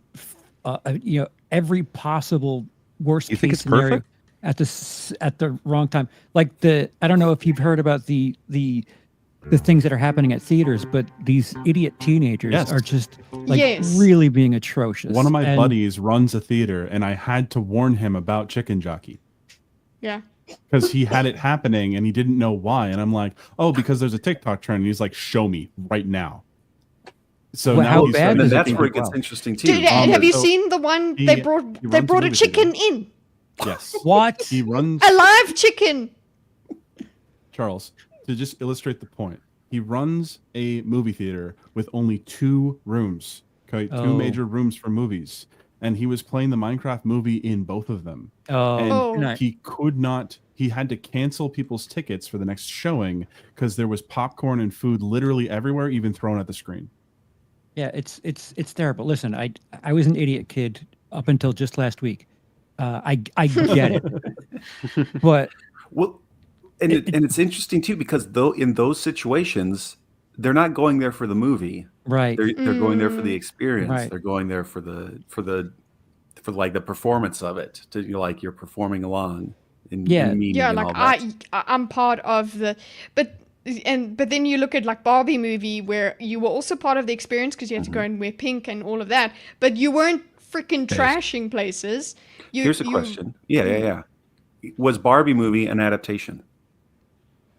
Yeah. I think Yes, so. it was. It's So, an yeah. IP. Well, okay. hold It's as on. much as No, it's not. Battleship was. Eh, Oh, fair. well, that's the thing. Fair, fair, Can fair. you say it's an adaptation when there was no actual pre-made lore or anything of the sort other than Weird Barbie was in there.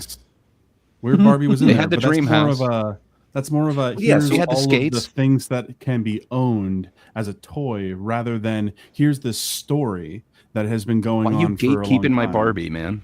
No, Well, I there were lots of I appreciate syndicated a lot of Barbie movies. Barbie has lore, says Josh, J-Man. what? They brought in Skipper. yeah, no. I think BMO raises a good point, and it's one that I would articulate myself as like, yeah, and this gets into like, is this lore or is this story? Is this or is this lore? Is this story or is this member berries? Like, oh Lori. yeah, because I had that version of Barbie because like Greta Gerwig did? came up with an original. She came up with an original story there. It wasn't like, and granted, there's also like a bunch of like CGI like Barbie straight to DVD, straight to VHS. Yeah, that's what I was going to bring up. kind of things. Oh, Yeah. yeah. Barbie but yeah, like the Fairytopia Barb- was a really There's lots of common one. there were Barbie video games too. And there were Barbie And- video games too. So, and but yeah, we're- I don't think the Barbie movie was adaptation per se. I think it was just drawing upon this IP, but it wasn't like adapting a story. Yeah, there has to be a story there. There has to be themes and things like that. So then maybe that's what we're noticing. That's what we're kind of finding a bit difficult with video game adaptations when it comes to movies, because a lot of video games aren't story video games. There is a genre of story video games, and that's where you get The Last of Us. But Minecraft, not exactly the story game. BMO, I'm starting Monster Hunter Wilds today, Yes. so I'll be able to talk to you about the story. But Oh boy.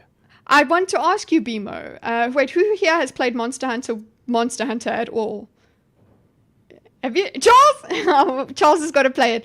No, but He's seen so the just- movie. He loved it. So yes, that's what I was gonna say. Is that with the movie, I landed up watching the Monster Hunter movie just so that I could see Rathalos? No, not Rath. Well, I wanted to see Rathalos, but so I could see Diablos. and Because did I you get wanted what to you wanted? hear. Because I wanted to hear him do the Diablo scream, and it was exactly like it was in the movie. I mean, in the game, like that was the level that I needed to be at to watch that movie. It didn't even release, I think, in South Africa. I had to find it. Nobody wanted to watch it with me, and I watched it anyway. For the silly reason of, look, and there was like one glimpse of a glaive, and I was like, I was doing the Minecraft thing of, It's look, the I member see berries. that. Yeah, it's the member berries. So that doesn't But help it's- like this case at well, all then. But no, I'm just Yes, saying, right. but in there, no, if we look at that, that was all that was in that movie. It was that's what they put in there, and they made it the real world and all of that thing. That was a stupid thing. They have And it's stories canon. in there. Yeah, they have stories in the movie, in the book, in the games. in the games that they could adapt, but they didn't. It's like, why? You're right. Like I can answer that I question want actually. give me the member berries, but also give me soul, give me something. Don't. See, the same guy that made Monster Hunter made all of those really bad Resident Evil films. He just wanted his wife to look hot in a wife beater. Yep. And I mean, wield mission big accomplished. swords. It works. Just saying. Mila Yeah, Jovovich. Yay. I mean, the issue. There's an issue with that though, Kitty, because the wings don't exist in the movie. Oh, they So it don't. looks No, all he weird. can fly. No, he can't. He I need to only rewatch like the movie. goes like swims in the. I watched it recently. That's why I know. It's bad. It's really bad because they call it Monster Hunter, but it's basically Mila Jovovich trying to act for the majority of the movie while no one else is doing anything other than phoning in, other than the one guy that barely speaks English that seems to be having a hell of a time. Yeah, he does. It's not a good movie at all, and it's definitely not. not a faithful adaptation because they're trying to take No. like sections of Monster Hunter World's story, what little there is, and try and throw that into the movie when wasn't the focus. The focus was we need Mila Jovovich to, that's her name, right? Mila Jovovich or whatever her name is. We need her Pronounce to look Jovovich. Jovovich or whatever. We need her to be the most Or interesting whatever. thing. Jovovich. I don't really care. I'm sorry. It's just But Charles, box office guy, do you remember how that movie did in the box office? Because I know that it was big in Japan. womp, womp. Terrible. Like, did they at least break even from Japan sales? Because If you people give would just me go there. time to vamp, Yeah. I can get it to. Okay. I know that the director Well- wants to make another one. while he looks Oh that my up, God. Well, he wants to make a there's- lot. there's an example of a movie that did something similar, but knew what it was doing and was very tongue-in-cheek about it, and for that reason still adored to this day, and that's the old Street Fighter movie from back in the day. Let's go. Yeah. The More best combat. quote ever. More combat. Gloriously terrible. But Raul Julia. Come on. I mean, Bison. yeah, it was a wonderful Dude, performance. Bison was amazing. The fact that M. Bison's control panel was literally just two arcade cabinets stuck Yes. together with the tops chopped off. And that split second scene of Guile's plastic bicep. Oh yeah. Now Glorious. you need to remember the best quote from that movie that makes it the best movie of all time. It's like, for you, your father died and it was the worst day of your life. For me, it was Tuesday. It was a Tuesday. Mhm. It's amazing. It's a fantastic quote. But yeah, in terms of adaptations, they did something with Street Fighter. Mhm. They did something. So Monster Hunter has COVID goggles because it came out in 2020. The budget was 60 million. Oh. Domestic gross was 15. Worldwide 47. So it lost 13 million. Oh. But it came out during COVID, so yeah. So it might have broken even. You Honestly, I'm wouldn't have kind of made happy it didn't. Here's another, I guess, series of film adaptations that, again, curious we haven't really talked about is all the MCU stuff. Oh, no. Mhm. Because Yeah, it's like, I think we've stayed away from it on purpose. Yeah. well, yeah, because again, like those were also adaptations of these, not only characters but also some of the storylines. There was the Infinity War, of course. There's the Civil War and all that too. And didn't they also kind of screw around with who was Civil on War what is a very side? interesting one. Actually. Yeah, Sorry to interrupt because No, Civil please. War was a big departure Yeah. from what it did in the comics because of limitations like a lack of characters that were featured in the comics. But I think Civil War is generally regarded as one of the better MCU movies, isn't it? Yeah, and I do think this is actually better than the original story from the comic books. I'm a big Alex Garland fan. Me too. Hashtag me too. Okay, I want to ask the panel. Do one of them? You can't talk about adaptations without talking about the Lord of the Rings. So, thoughts on the Lord of the Rings adaptations, guys? Is there anyone contrarian here? Quick question: why does Gray's camera look like a Chuck Tingle novel? Because he wants us to tingle. He wants us to.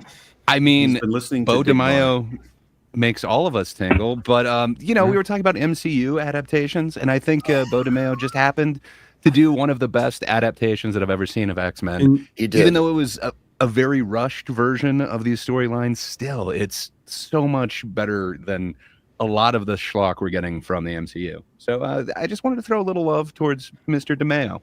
And He doesn't need to be topless, though, does he? Could you put a sombrero on him and call him Chico de Mayo? He doesn't wear shirts, Aw. so I don't want to hide his glory. Okay, why would you? that's a man. He's worked hard for it. Okay, Crab Feeder says it's my favorite trilogy. My favorite trilogy. It's different from the books, though. It is And- different. But that is the thing, is that it seems to be good in its own right. Right, and that's where you get. I think a tent is a lot of that.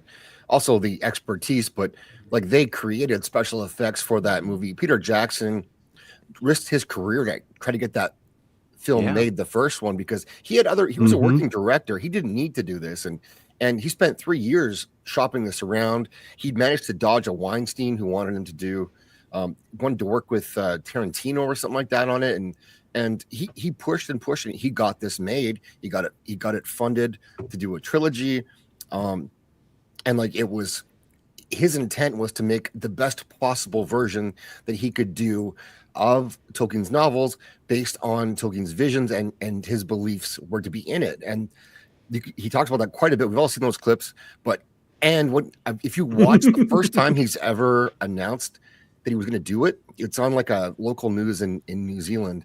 And like, he's absolutely beaming that he got this. He's going to get to do this. It's his dream. And so the result of that is a masterpiece of a trilogy because he needed it. He was the right one to do it. And it was the right people at the right time. And and if you take that and you compare it to other people, for him with The Hobbit, he didn't really want to do The Hobbit. Like, that was not his passion. He kind of got, wedged into doing it. And the result is it's still a good movie. He comes from the right place with the right values. Just there wasn't the material to work with. Yeah, agree. Yeah, I mean, sorry, I'll go, Lindsay. No, go for it. You're the host. No. I'm the host, exactly. I need to just facilitate discussion. But yeah, I was thinking about the same phenomena. I know this is all up in the air and there's contradictory statements that can be cited for either side of the argument. But I do feel like that same sort of phenomena of like how much care is there from the creators manifesting in what is captured on screen can be highlighted with Joker and Joker 2 as well. It is my impression that a big part of why there is a drastic difference in quality, at least in my opinion, between those two movies is because the core artistic expression through writer and director and lead actor, they didn't want to do another one when the first one ended. I could not disagree with you more. We must have this debate at some point, sir. It is the second greatest musical of 2024. Yeah. Sure. See, this is why I said earlier that was such a gray take. Like, Yeah. it really That's feels what gray like is every like. once in a while you just take a stake of contrarianism and you're like, no, I will not move. He's the splash of vinegar in your ice cream. Joker 2 is a musical, says Rex. Disagreement is welcome here, obviously. Yeah, it is a musical. No, I agree with Galente's measure of gray. Actually, that was speaking of musicals and adaptations. Wicked was like crazy good. And I've heard Yeah, I good heard that was things. a great I adaptation. just don't want to see it. yeah, I mean, Look, again, like I'm wanted to see it, and I enjoyed Ar- it. Ariana Grande and Jeff Goldblum deserve awards, but man alive was the pacing just Man along. out of whack. Long. That's what he was trying to it was say. long, that, Yeah, that's like I'm my just- niece was like, oh. the first thing she said about it was that it was 2 hours long. So that was her But like take on the the movie. Wicked counting. stage show is 2 hours long. yeah, like the runtime of the Broadway show is, or even like under that if it's clipping. But Yeah, even but the movie is multiple parts, so they're stretching somewhere. oh yeah. I just don't like Wicked that much because my sister ruined it for me. She would watch it every single day. It's how And I sing learned it. Star Wars for her. No, so the stage play. play, she would have it not only like on a boombox playing the music all the time, but also she Oh. would have it on the TV as much as she could, because she had a freaking recording of a VHS Yeah. that she would pop in. No, Yeah. that was actually, it was a DVD player. It wasn't a VHS. Being a theater major in the late aughts, I was just so sick of all my classmates singing the songs and like, screw you guys, I'm going to track practice. Wicked it seems to be it's so massive in the States. We in South Africa, we'd never heard of it. Really, you had to be a proper theater kid to maybe have heard about it. But normies have not heard about Wicked, because they are very one of the radio hosts that I listened to. He was like, oh yeah, he was actually criticizing Wicked as an adaptation of The Wizard of Oz. book? No, Yeah, the book Wicked. No, not the book Wicked, just the movie, and that he didn't realize it was already a musical. And yeah, it is. Do we call it an adaptation from the beginning? That it's fan It's a fiction. prequel? Hold on. it's Well, fan like- fiction prequel. Yeah. So the Wicked book Um, is fan fiction of The Wizard of Oz by L. Frank Yes. Baum, and then the musical is an adaptation of the book. Yes, that's Okay. what I'm Oh. thinking. I'm not going crazy. Okay. So what like is 50 fan Shades fiction? of Grey. Explain yourself. So what is fan fiction, guys? 50 Shades of Grey. Smut. Is it an Ring of adaptation? Power. Rings of Power. Yeah, so it would The be- Speed Racer movie. Expansion on the IP and story and world through somebody who does not have legal right to the IP. I think that would Yeah. be. I They think that's do part have- of it. Yeah, like the unauthorized or Unofficial. Yeah, crap. But no, but then you've got it official with Rings of Power. I can't even call that fan fiction because it's like you don't like it. Same thing Well- with The Witcher. well, You don't like Right. it. We can That's just call why I it was Abomination intentional. and be done with it there. yeah. Well, that's why I mentioned like the idea of authority. Like, yeah, just because Amazon bought you and they like churned this thing out, that doesn't mean that you're like living true to the spirit of Tolkien and all that. These are just signifiers of legitimacy. Yeah. That's Lucifer the I hope Doberman that Travolta I'm has putting 18 love. more movies in his future. There, yeah, he's got lots he could do. I think that the Bodemero is a good actually thread to pull on because he worked on The Witcher. He left that show partially because everyone else working on the show hated the stories, and he outed them for it when he left, which I think is super based. And then when he made X-Men '97, he said, "If you're not a fan, you can't work here," Yeah. and he stuck to that. Sounds and it great. eventually got him fired from the job, which is too bad. But Well, but if he you made a look like masterpiece that, of a I could- series. I could see sending pictures of yourself like the heroes should look like this. I mean, Yeah. you never know. I Right, suppose my hot take here is technically you do not have to be a fan of a thing and able to adapt it and adapt it well, but we are at a point where a lot of people who are being hired to adapt these things do have some degree of ire for what it is they're adapting, Yeah. and that kind of Mhm. They have no appreciation. Yeah. yeah. Well, okay, But- but I'm not sure I agree actually. I'm going to be a little contrarian here. It might not be that they have no appreciation, but more that they have this idea that what if we were to take the thing that already exists and switch it on its head to be interesting? Because it's not interesting. Because they believe that they're making it better. Yeah, I don't think that's what they're doing. I don't think that goes completely against what Dorcas was saying, though. They have ire for it because it's not the way they want it to be, so they change it. And I think that did anybody get Do into it the better. movie Make industry? it for modern audiences. Oh, well, there are Jesus. examples of both That's the extremes. whole- Like, So, guys, yeah. do Yeah. you see that there's going to be a live-action Magic the Gathering movie will be directed? Perfect. Yeah.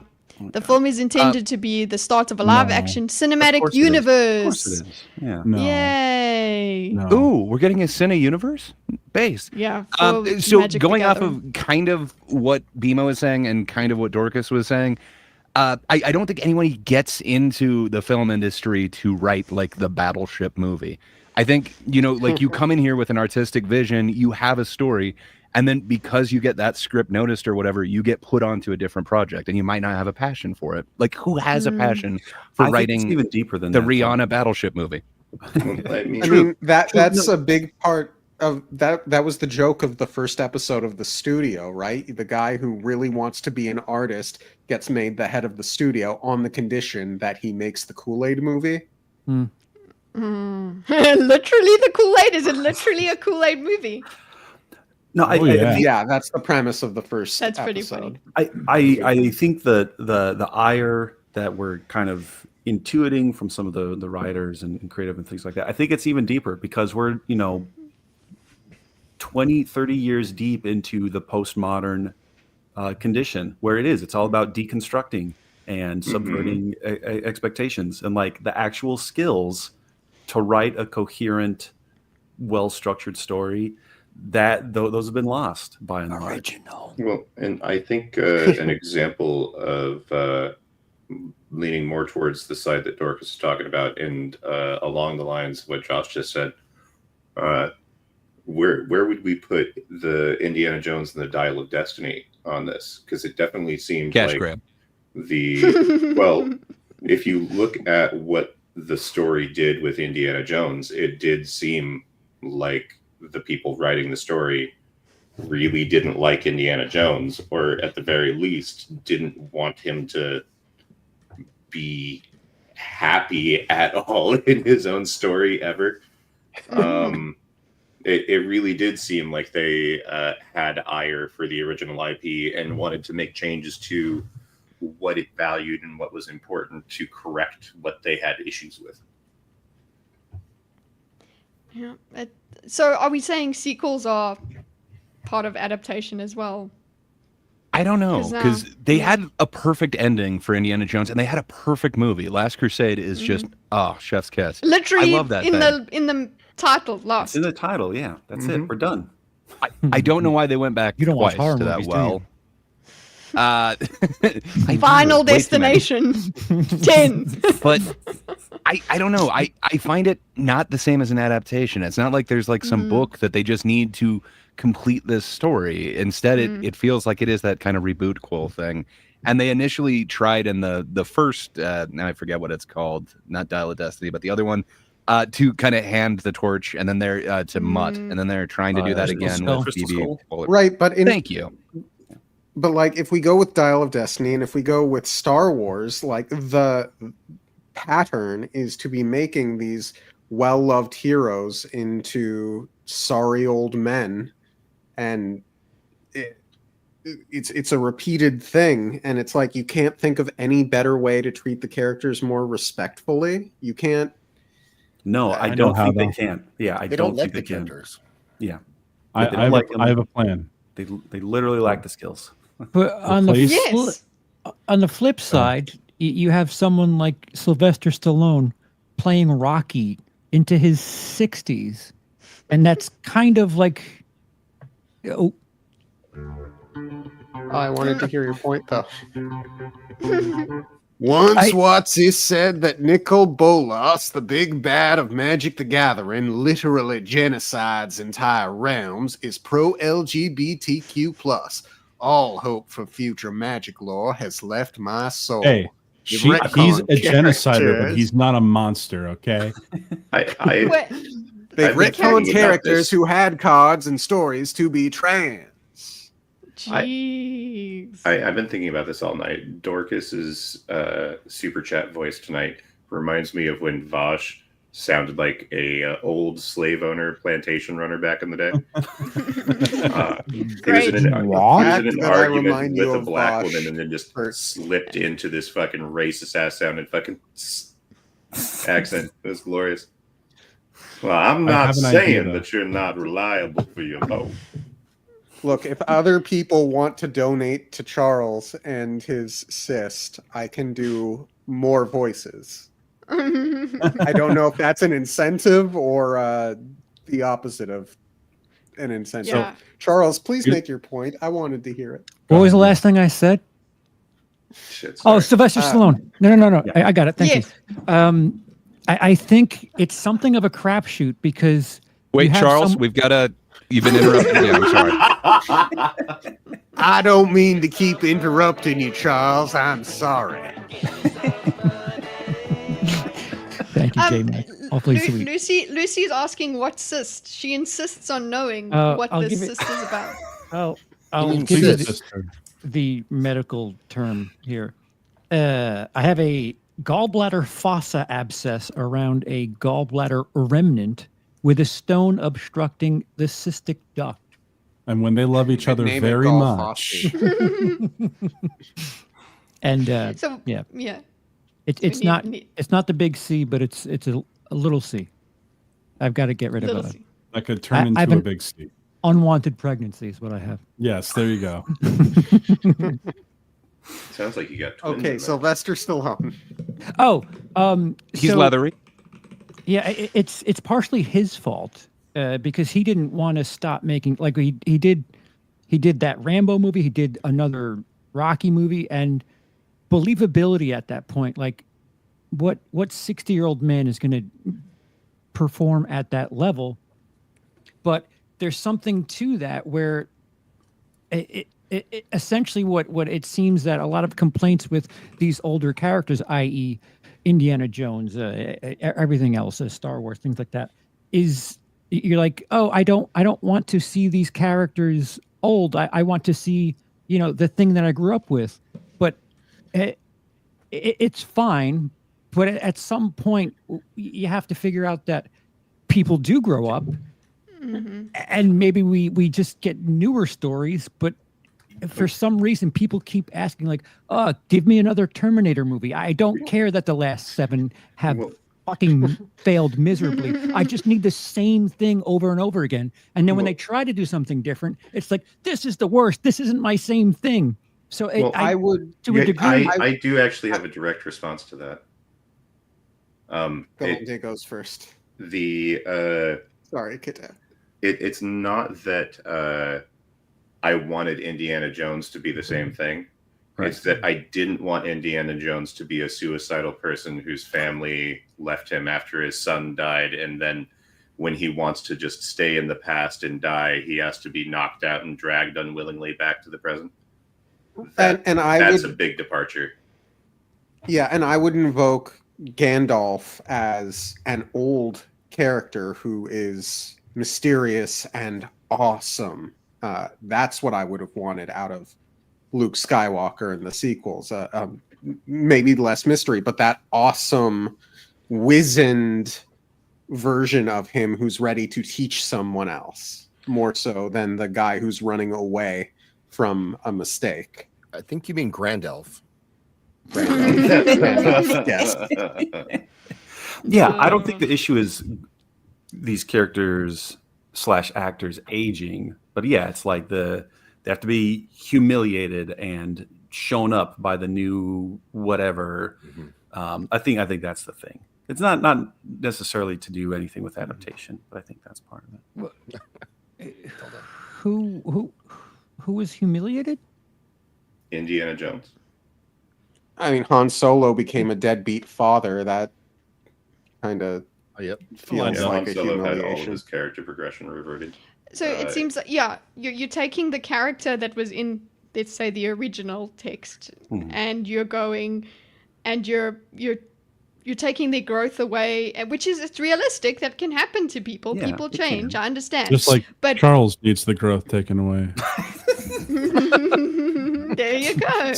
Spider-Man Oh, 2, sorry. the Sam Raimi Spider-Man, the second Spider-Man movie with Sam Raimi is an example of a character experiencing a regression. He's battling with himself over whether or not he wants to be Spider-Man. That's how you tell that kind of story. It can be done. It can make sense, yeah. It's so that just goes back to Josh saying they just don't have the ability to. So say they want to get this to this point of, okay, he's a deadbeat dad. They won't tell you how, or they won't make it make sense and make it compelling. The word compelling or enjoyable to hear this story, to see it play out. They just no, here it is, and they just shove it in there. Basically, there's no skill involved. I think that's also another thing. I need some emojis. No. That would be pretty sweet. Dildo brought it up as a joke, I think, but we got Denzel Washington as Hannibal Barca, and Hannibal was not black, and also he was 26, and Denzel's 70 years old. Am I wrong about that? Hey, black doesn't crack. And also he had a New York accent, and Yeah, Right. I don't know how you do that. Like that's like, I guess it's not an adaptation. How do you square that exactly, hole? but- How do you square that circle? it's still an adaptation because it's based on something. Yeah, it's a Generally? representation of a previous figure. Well, or even that too. Like mentioned the Disney Hercules, of course. Like, don't get me wrong. Like like early 2000s, like sword and sandal, like Charlton Heston is of the place that he was portraying. Sorry, No, you're fine. You're fine. But yeah, so like, yeah, that was Gladiator. That was Troy. That was 300. All of them. All right. Night, J Mac. Night, Jay. See you later, J-Mac. Thanks for hanging out. Sleep well, man. Yeah. Yeah, And just all remember, of those. Nickel Bola is okay if you're gay. bye. But yeah, so yeah, like Troy, 300. Those ones too, like adaptations of other stories, and yeah, I could like nitpick about like, oh, this wasn't actually the Battle of Thermopylae, or no, you can't have. Did you see Brad Pitt though? Yeah, no, exactly, right. But 300 was an adaptation that super well done, I thought, of Frank Miller's graphic Yeah, novel. 100%. Yeah, exactly. Yeah, 300 is a fantastic adaptation of Frank Miller's work. Yeah. But then that's it. Like, it's not like, oh, well, but actually, blah, in history. It's like, well, no, because it wasn't what it was doing. That's not what it was trying to do. So I wanted to ask you guys that know more about comic books than I do and graphic novels than I do. One of the things I used to think was just it must be, come on, it's a visual medium, and you're still using a visual medium when you create a film, right? Is it really that difficult to tell a story from a graphic novel into a movie? Like, can't you just go one for one? No. And yeah, that's why I want to ask. That's when I used to think about. So I'm like, can you guys give me examples of what works and what doesn't work when it comes to Archie. translating Archie?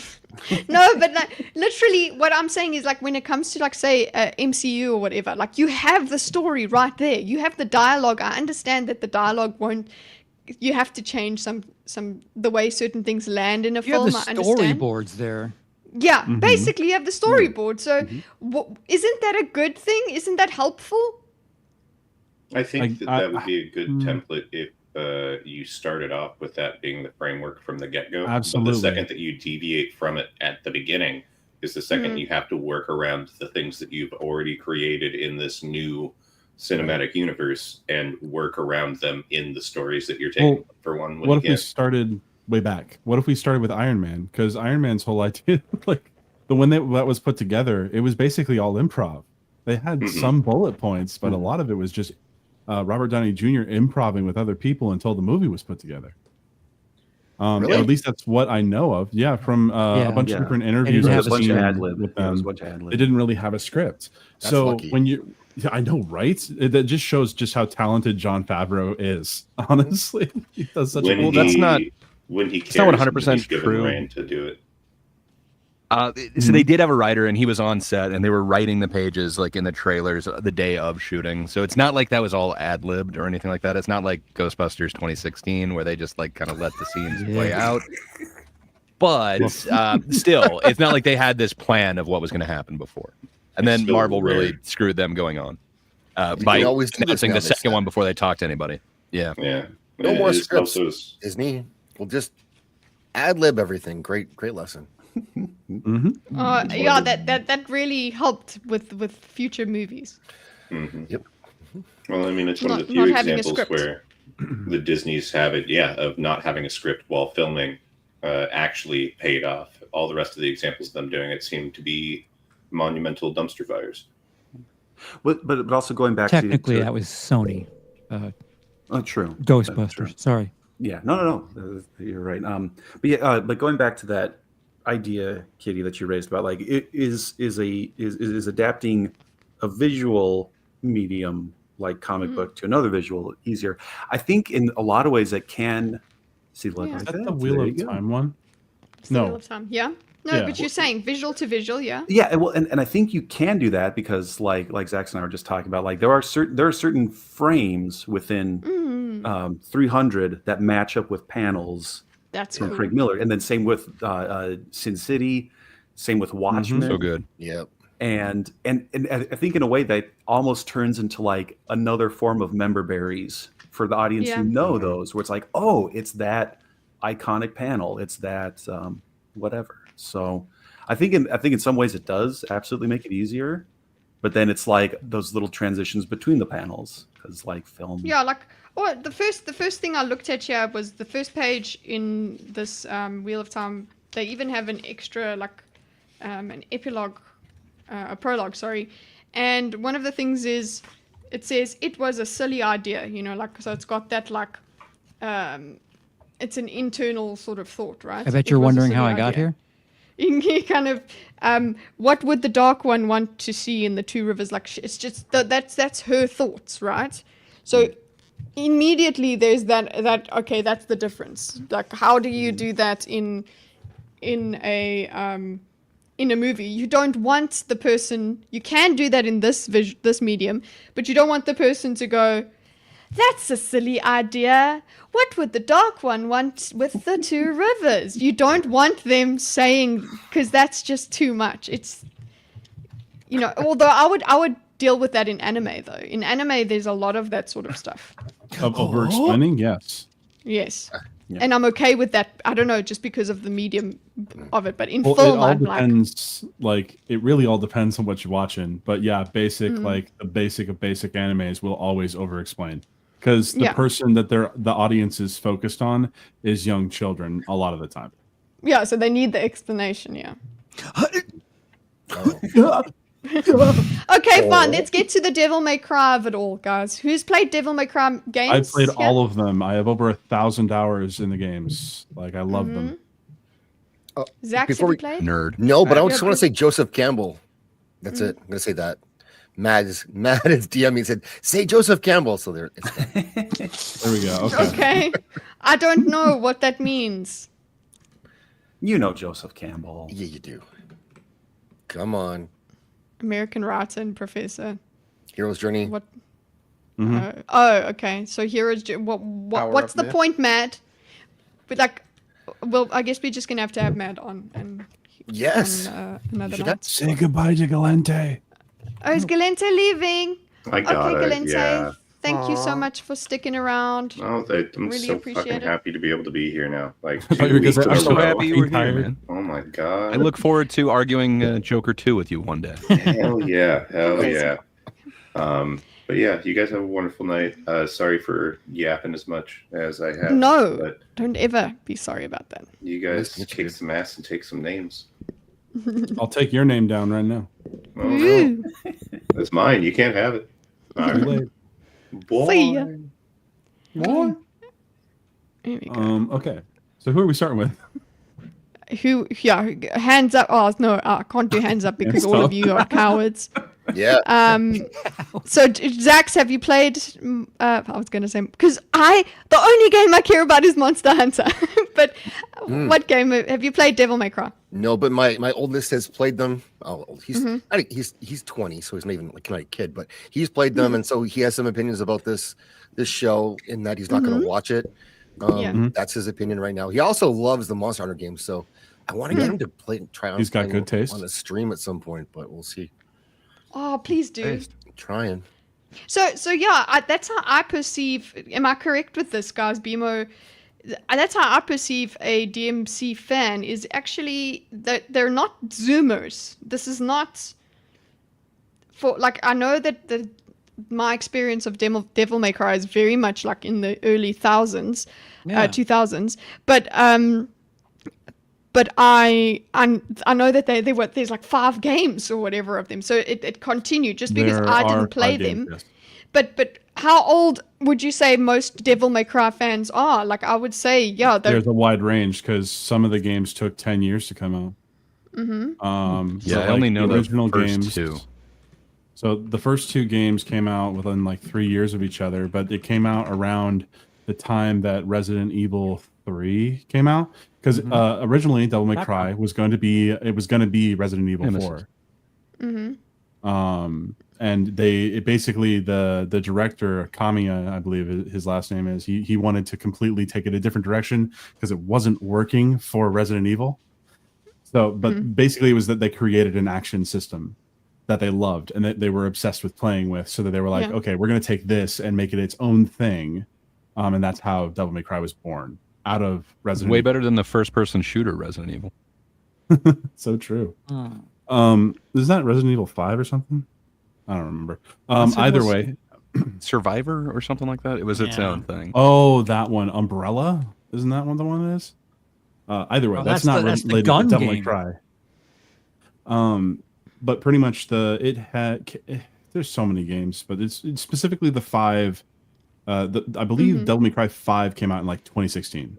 It's Devil May Cry is 2019 actually. 2019, okay. This is what it's telling me. Video game 2019, which is surprising to me because, but I mean, it's Devil May Cry 5, so it's a really heavily built-in fandom that has been there for many years. So You're yeah, right. it could have gotten a new audience closer to that. But Devil May 5 Cry, Devil May 5, Devil May 5. Devil May Cry 5 is. Like I would say that it's for people that played it on PS2. Like every subsequent game, when you have the number, is not for me. I actually started playing it around 2017, 2018 because I knew that Devil May Cry 5 was coming out, and I grew to be obsessed with the games. I mean, I don't have the nostalgia glasses. I think the games are just generally good, except for 2. It's trash. It's really bad. I think 2 is the one I played. 2 is a game that you can literally stand there. There are a bunch of enemies around you. They won't hit you because they're not designed to do so. Okay, that the doesn't whole game feel you right. can just play with one hand. Like it's I can it's play What that. you doing with the other one, BMO? Yeah, Easy, Bima, having why fun. were you playing? Okay. playing another Devil May Cry. No. Making my devil cry. But yeah, there is a story to Devil May Cry that has a lot of room for creative license, but what Adi Shakur decided to do was first make all these claims. I know I'm just Claims? giving my general opinion. Yes, claims that he was making something that was faithful to the series. Okay. Yeah, He we made need to direct talk about the claims that he was marketing of being- these things. Yeah, yes. yeah. And then it comes out, and the characters are not the characters. The main character Dante is actually, he's not only voiced by, but his dialogue is almost in tandem with a character named Nero from Devil May Cry 4. The way that he talks, the way that the voice actor who literally voices Nero is now Dante. It's really hard to not see that. And the characterization of Dante is just way off too. but that's just for me. What I like about adaptations is accuracy from one thing to another, as close to accurate as possible. That's what I love. And this ain't it. I've seen 4 It's a episodes. Netflix so far. adaptation, though. Like, You're right. You know that going in, that like the Netflix animes are not exactly faithful. Like, there's the Yes. Terminator one. There's That doesn't mean he of course, doesn't. the Castlevania one. I Yeah, get you, but- but like that would be like saying I wanted this Coke to be like Sprite. Like, you know that you're going to get a certain product. No. Gray, what I said earlier was that the director of the series said that he was going to make this faithful to the series, and then You it said that came about out all of and it them. wasn't. You're right. Can we leave And I was Coke out of this, disappointed. please? Yeah, leave the Coke at It would home, get you okay? involved, Charles. I did that for your sake. But Guys, I back want to pizza. like, I had pizza. Do That's it. why my insulin levels are too high. Me too. I don't have diabetes, by the way. I'm making that up. But the whole thing with the games is there's a lot there that you can work with to make a really, really interesting show that the show decides to throw in the garbage and make its own lore for. Like they don't even use the most basic of things known about Dante, his brother Virgil, or even the characters involved in the show. They're completely and utterly different. And that's disappointing to me as a fan. Fair enough. I mean, I have certain feelings about the Castlevania like anime that they did. It's nowhere near the same story as the games, but they're doing their own thing. I Definitely. stopped watching. I stopped watching as well after the pilot. I enjoyed Castlevania because, and I had no perception of Castlevania lore or anything before. I just liked Dracula, so that's why I watched it. I tried to watch Oh, that Nocturne. Alucard. Come on. Oh no, I couldn't watch Nocturne though. Frickin' Victor is one of my favorite characters from Rondo of Blood, which is the Castlevania game. This is not a show, one about this. This is about adaptations. It is technically an adaptation. It technically follows, but Victor is a completely different character. Oh, Richter, not Victor. Okay, so what was the intent with Devil May Cry? What was the creator's intent? He said that it was to be faithful, right? So there was this expectation brought up. And yes, great, because it's Netflix, we shouldn't have believed them. I understand that. We got baited. Anyone gonna say like I took the IP and I, just completely smashed it, trashed it, like whatever? It's just name only. You don't. I mean, you're always gonna say I have a certain reverence for this source material. I But it's try going to to be I think- reimagined for modern audiences. Yeah, I think That's what you say. you don't even say that. You could say, I'm inspired by this. Like I'm inspired by the thing. This is going to be my Devil May Cry, my take on Devil May Cry. It's my spin. Devil People May would Cry. still Devil 5 Cry. They would still. I think people would still be interested just because it really is in name. You go, okay, how much? Because you do have that thing, BMO, where you go and you, as somebody who is part of the original text fandom, you go there and you're like, what did they take? What did they Yes. bring through? Well, And it's not That's why I watch these things. that it has to be one-to-one. It's just which I'm things not did asking they for bring? 1-to-1. Yeah. Why It's not 'cause I call wanna it? Yeah, go ahead. Why not call it blah de blah, a Devil May Cry story, or don't call it Devil May Cry, call it Yeah. something, and give you a Because- subtitle, let you know that, hey, we're not They trying to need the brand fucking- name recognition Yeah, to they're bring in the grifting. old fans. Yeah, Which Yeah, I'm they So want that the their old cake. fans can boost the series because they're saying this is shit, and a bunch of people are watching it Sure. as saying, "Oh, these guys that I don't agree with or these guys are too mean, therefore it can't be that bad." Overall reception for people that have not consumed the series for this show have actually been positive. That's Yeah. the thing. Oh, That's what I was If you saying. haven't- Normies, but I'll use I don't know. my older brother as an example. Have you who tried has smiling more? No, absolutely. I try. But my older brother, he watched the whole thing. And he was telling me how much he loved it. And he wanted to know if I'd seen it. And I'm like, I'd seen 2 episodes at that point. I've only seen Couldn't. 4. And I was like, even in 2 episodes, I had to stop watching because the characters aren't the characters. And he was like, well, I haven't played those games, so I think that they're pretty well written. Well, No, no, they're not. No, they're not. Very cringy dialogue. One of the characters feels like they're written by Vivzy Pop. If you know who Vivzy Pop is, they literally did just saying "fuck" every other word almost. Nice.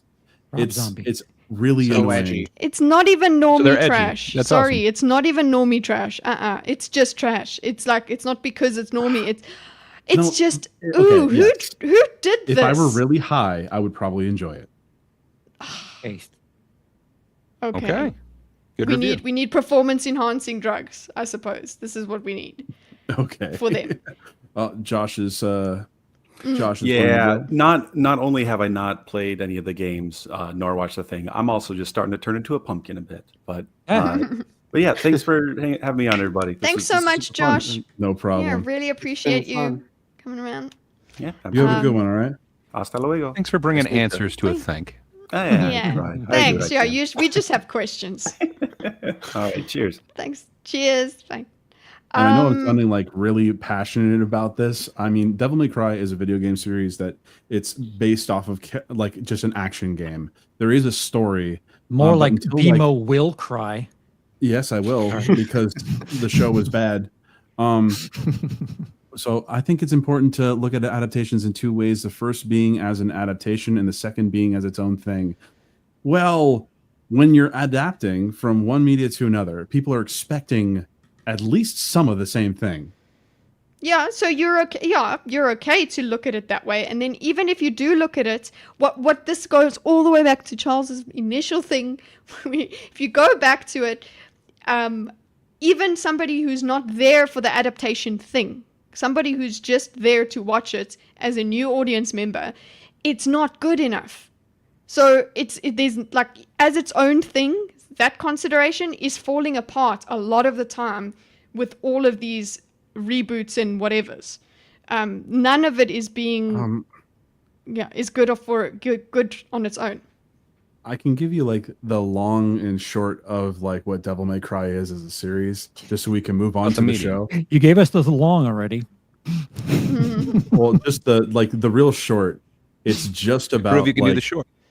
I'll do the short. Okay, demons are objectively evil. Hell is a real place. Really? Okay. Yes, demons are known for objectively being evil. Objectively? There's only one instance in all of history of a demon going to be on the side of humans, and that's the devil, the devil sword Sparta, and he marries or gets with a human and has two children, Dante and Virgil, and the whole story is about Dante and Virgil going two completely different directions in their journey on learning how to live as half demon, half humans. Yeah, but he may cry. He may cry a lot. Okay, but do the demons think they're bad? Like from their point of view? All right. Just like the orcs, because They just want to grill, guys. dude, that one scene in Rings of Power season 2 with the orc with the children and wife. Yeah, It's like, that's they exactly don't get it. born that way. They aren't born that way. I have over on my side of the pond here. Jacob says one thing to consider: does the thing you're adapting translate well to this new medium you've chosen? That's if not, a very good question. If not, don't adapt it. Oh, but Yeah. money is to be made. Yes. It's if you're just putting that, it's like using a certain keyword, your ad will come up. That's it. You're just using a popular keyword to get eyes on your thing. But I am of the opinion that you're going to get more eyes if you just do something good, because we still talk about Lord of the Rings now. Work smarter, not harder. It's just generally better. I imagine it is generally better to just do as faithful an adaptation as you can. That feels to me like it's the safe option. Yes, you can get a The Shining, but if you should have a baseline, it feels like the safe option to just try and be as faithful as you can. Yeah, why not? If people liked that thing before, I'll I'll take those things that they like and put it into the new one. Wow, what a great business idea. Well done. Guys, It's risk how is and everyone reward. feeling? How's everyone feeling? Because we could get With Mad my on- emotions. Mad Gizmo on, but I'm Mad feeling Gizmo? like we are on our way to the end of it. We can revisit like specific. We'll literally do one where we just talk about certain movies. We can then do that. Because I know we're closer to the end of the 3 hours at the moment. I would love to get into the show if anyone else has seen the show. Like, I've seen 2 I watched episodes. Kidda's and I hate video it. on it. Yeah, I didn't actually Okay. watch the episodes, but I watched Kidda's video on it, so I feel like I've watched the 2 episodes. Kitty, I have a question, just real quick. I have no problem with Mad coming on, but I just want to make sure I get this goblin out of my brain. Okay, your impression of Dante as a character, how would you describe him? Goofy. Goofy in what way? Look at him. He's trying too hard. Quippy, maybe. Yeah, quippy and I knew he was cool. So my perception of him, from my from playing him through on Monster Hunter World, playing his skin, whatever. He's freaking cool. He's freaking epic. Okay, and from my little exposure of him when I played the game, he's just fucking cool. Okay. Yes. And rather than goofy quippy. Yes, rather than goofy quippy. And one of the worst things, which is why I used it on the thumbnail for that video, one of the worst things about it was the pizza. Because I was like, is that really what he's like? Is he like that? Actually, the pizza. So, okay, both of these things can be true.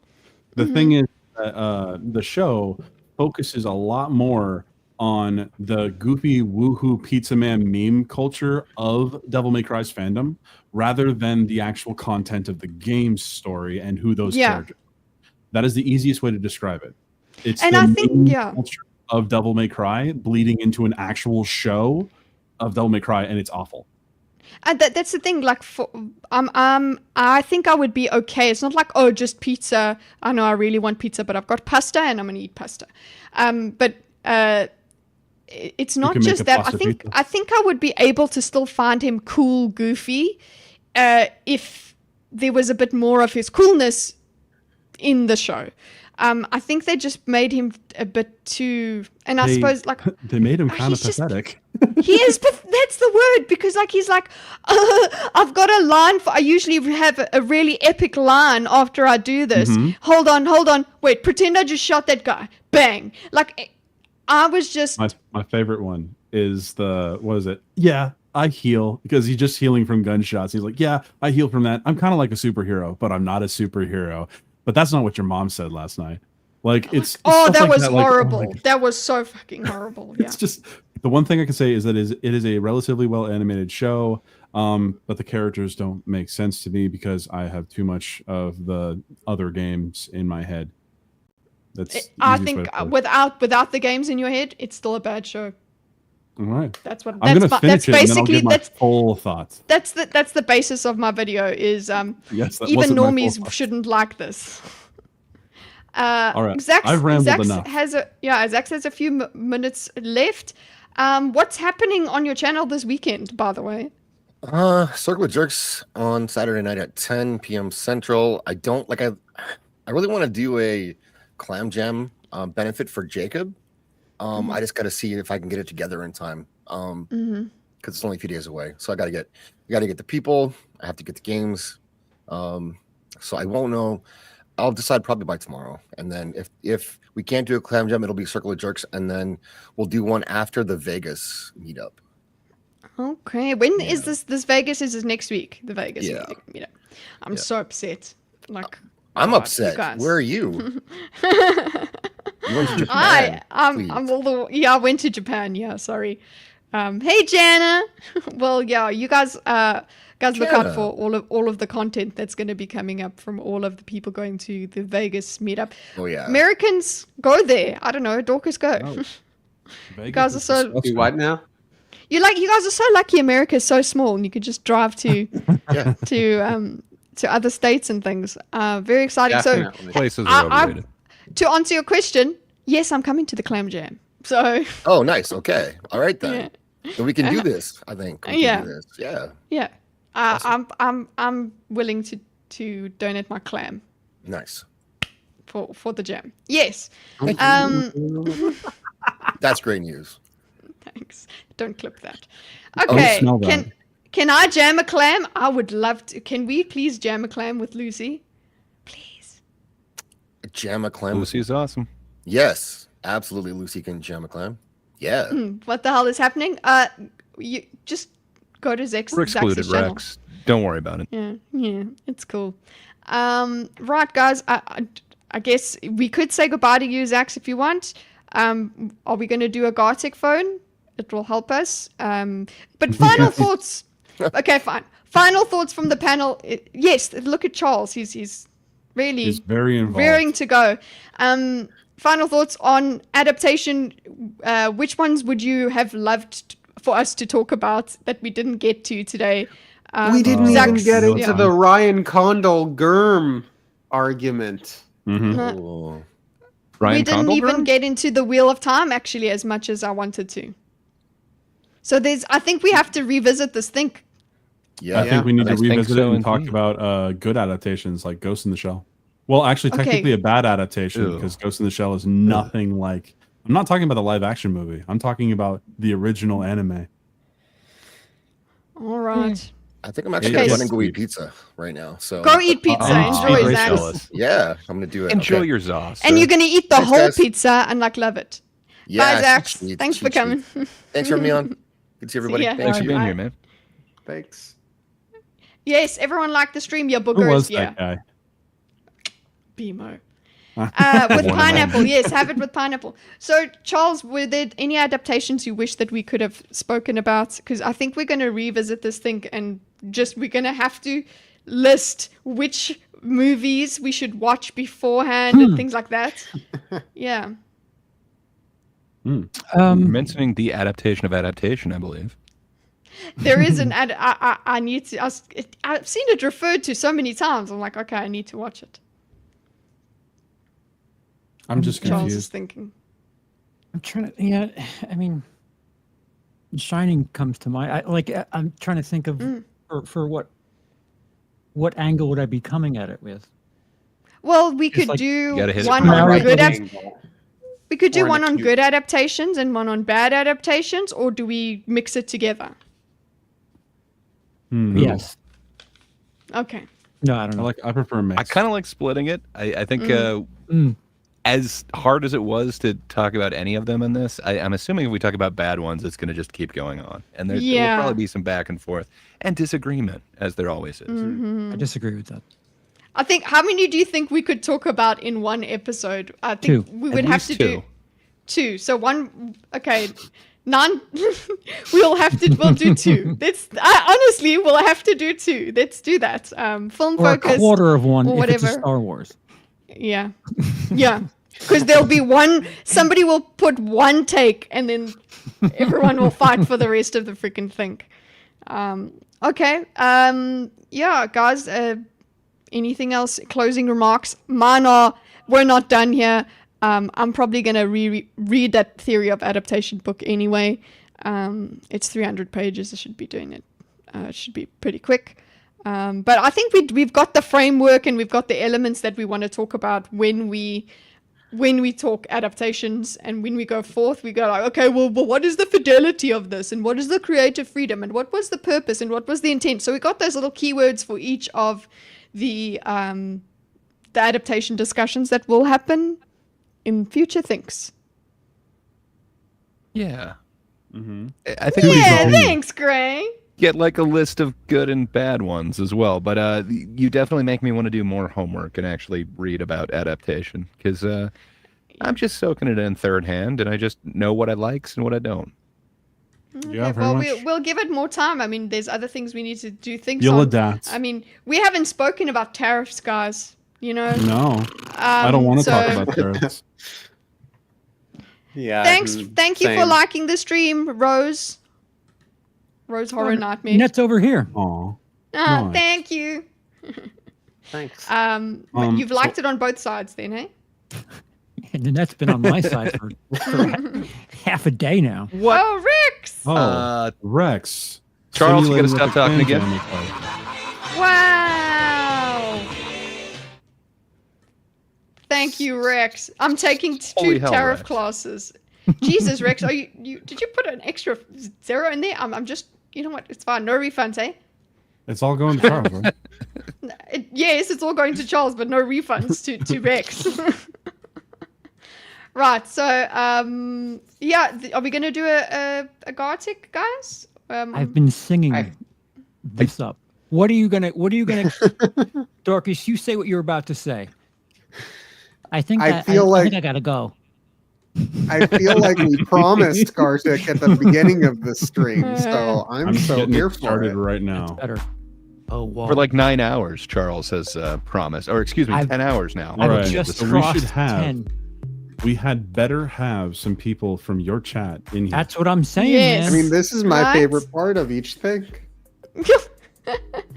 Let's go, I boys. thought you were trying to leave. I No, apologize no, I for my, So I'm he's- gonna open it up to 20 players. I don't know. Yeah. Let's see. Everybody No, in that's what chat I'm has going to to come do. here. Yeah. Whoa. Yes. So first we need you guys to join. This is going to be a long round. I have another screen to babysit. Shit. Oh, sorry, guys. Mm, Ads. Could you mute Jesus? Could you Jesus mute is pretty Jesus? loud. he's Wait, we're spoken muting enough. Jesus now? No, Jesus Jesus, is take the wheel. immutable, unmutable. And yes, it is stripping music. Oh, Excuse me, yeah. Docs. Mm-hmm. I don't I don't know if that's know stripper music. which window to open to. Does it matter? Can't you just go at random? You really need to see anything else on screen but the Gartic? Gartic chews up my computer, Yeah. and it's already just choring shit up. Well, if you have to, I suppose you could leave this stream and leave yours up, but be a part of the game. It's up to you. We like to see Yeah. your face, but you never know. Oh, yeah, look at his computer going, help! Oh, is it chugging? It was a little. Is your OBS preview off as well? OBS preview. Yeah, How do I like do that? in, Oh, you didn't know in you could do that? OBS, say disable the preview there, so it's not previewing OBS to you. Okay, I'm naked. What's next? I don't. Now I you don't draw use- yourself. Wait, I don't. Wait. Disable preview. Drum. Yeah. I think it's weird. In, I don't have OBS, OBS yeah. open. Yeah. Yeah, so you right click the preview that's showing you for your scenes, and you just right click preview. Sorry, you left click preview, and it will make your preview go away until you press the button to enable it again. It saves you CPU. Okay, yeah, I have that done. Okay. Or I'm just looking at the stream, not the preview. Yeah. And for all of those still around, you just lost the game. Why? You just lost Oh. the game. Terrible. We lost it? Thank you, Okay. Dorcas. My microphone is loose, guys. Does that happen to you? So can we drop the link in the chats now? Yeah, yeah. Okay, I believe will so. be dropping it and spamming it. Oh, my. Stop. Okay, now someone needs to spam it in Mr. Charles's chat. Charles. For fuck's sake. We got him at Cheesemo. I'm on hour 10. Oh, Keep it up. Doesn't Only it stop- 14 more to go. does it stop you at 10 or 12 hours? I'm gonna say 12 because 11:59. Yeah. unless I'm as far as OBS is concerned, I'm still going at 10:04. So unless it's Guys not, in Charles's videos, if he disconnects because of a timing issue, come Yeah. over here and watch him Yeah. here. All of your views are still going his direction anyway. That. Yes, firm grip on the mic, kitty.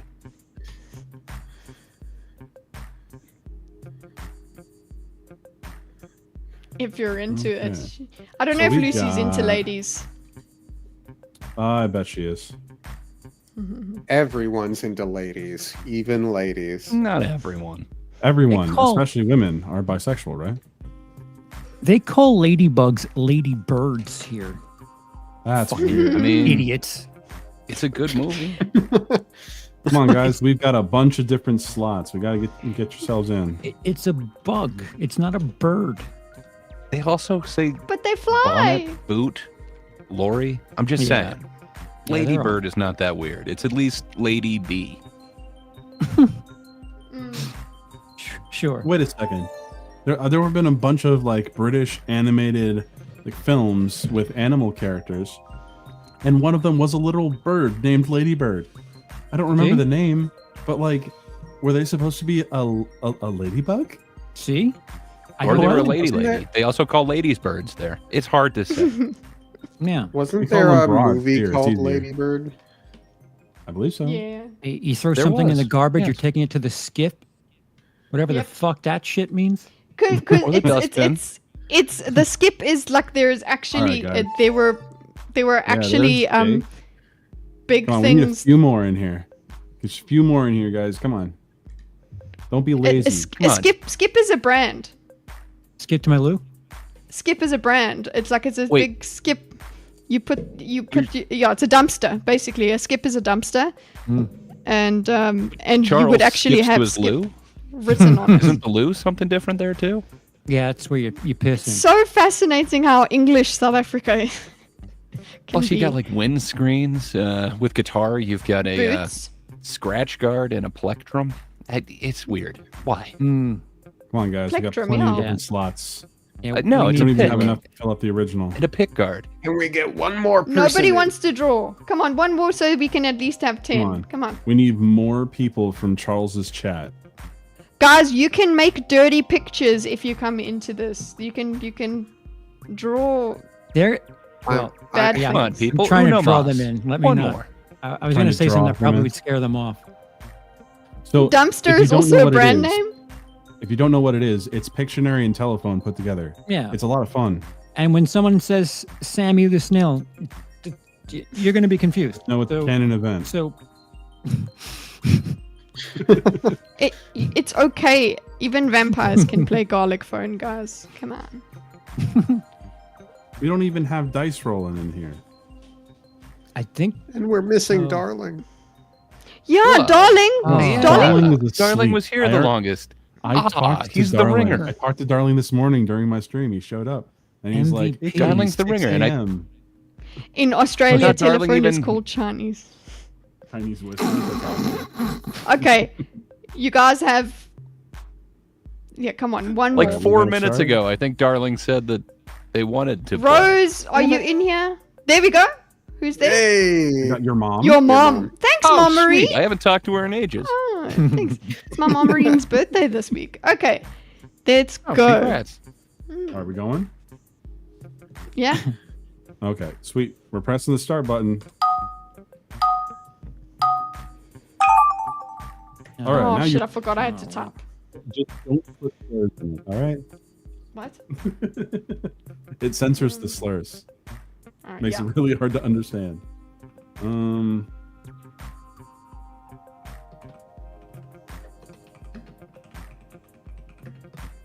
You're welcome, mm, is all I will say as I write this. nefarious. I think this is fine. There we go.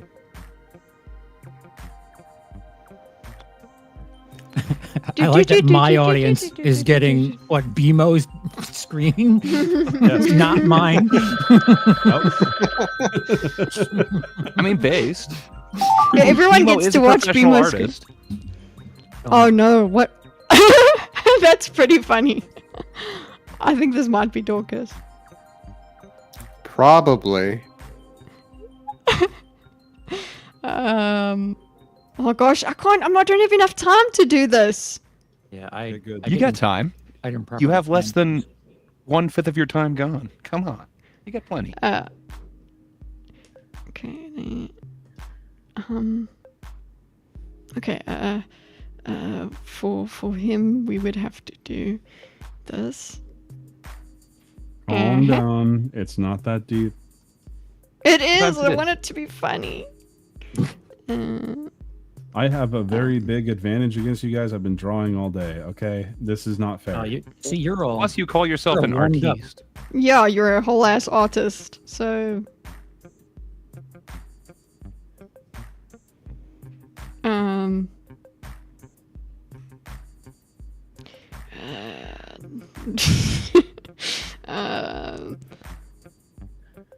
oh, jeez. I wish I could just tell the AI to draw this. Oh, it's about Oh. half your time, so draw faster. Can you live without cheating? To Me personally, yes. Society, I don't know. AI over here. Oh, misunderstood.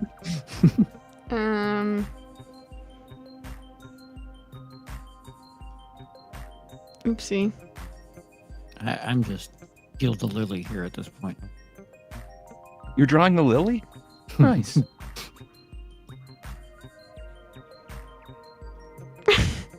I know people are gonna take that wrong.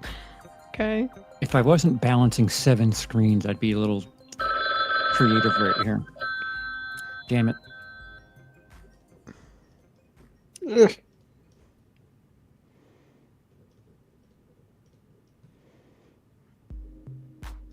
My coffee's still too hot. Wow. Aw, poor Charles. All right, that's it. That's good enough. I'm trying. I'm so sorry. Okay. Oh. Whoa, what's happening here? What? What? Oh, what is that? You know what that is. Okay, I think I'm fine. You can't see most of the prompt on your phone. Ooh.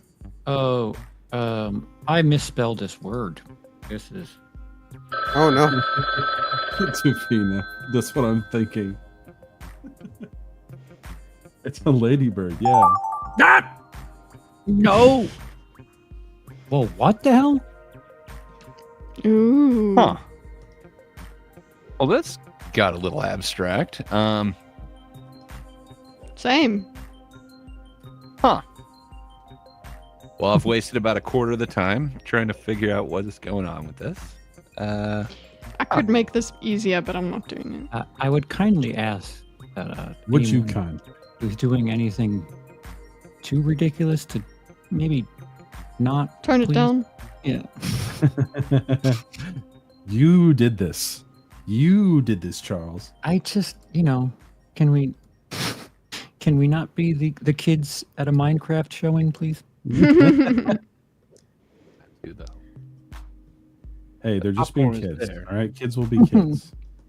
It's not for you. And jockey. It's not for you. Yes. It's not for kids. Yes. Dude, it's just a joke, bro. Relax. Yeah, it's just a prank. It's just a prank.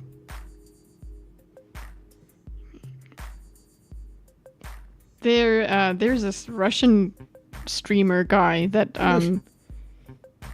is That's about is half going your to time. jail for pranks. I'm like, could he just come here and try and do pranks like that in Dubai, please?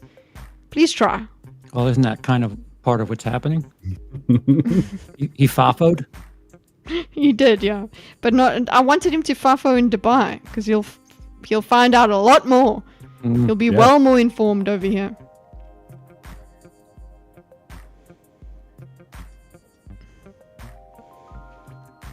You got about a quarter of your time remaining, so yeah.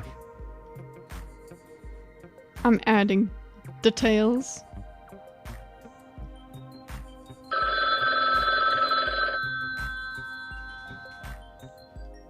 I think my adaptation is pretty My adaptation is perfect. top tier. Yeah. Guys, these are all adaptations. Hey, of some sort. Okay. It's not. Yes, Divina. Yes, Divina Duckworth. Okay.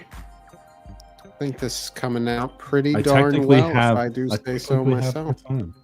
Oh, I would like to know what when we go through them, you have to tell us which one you were talking about. Okay. Um, Ooh. What is this? You guys are just making me want pizza, man.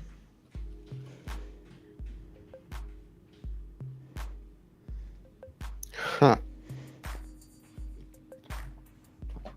This is certainly an odd one. No, that's good. You got a quarter of your time remaining. Oh, that's a good point. No, I'm actually going to keep it. Duckworth, I know that you're right now, but no. Oh no, what is this? What? Okay.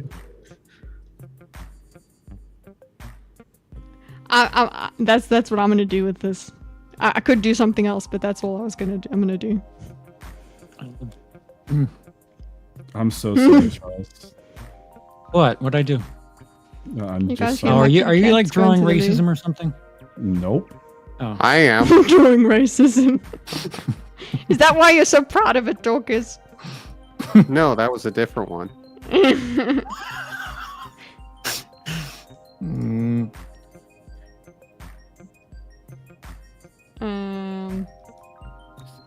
this is sort of for charity. Which is why I can make fun of you. How you refer to yourself now? Racism for charity? What? I mean, if it's for a good cause. That's interesting. Does it count then? Like somebody goes and sells inward passes on the side of the road. But it's for charity. Gives them It's going to support their... gives them to the Red Cross. Gives the proceeds to Red Cross. It's a pretty good bit. I might steal it.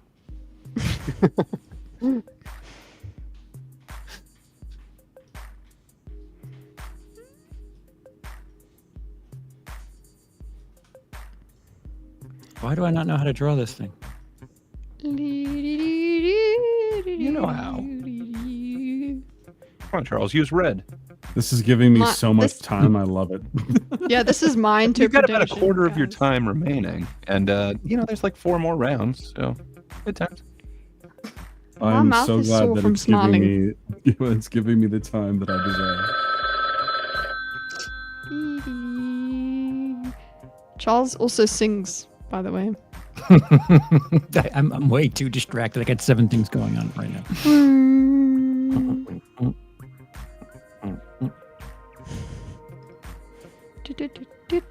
I started way too detailed with One element.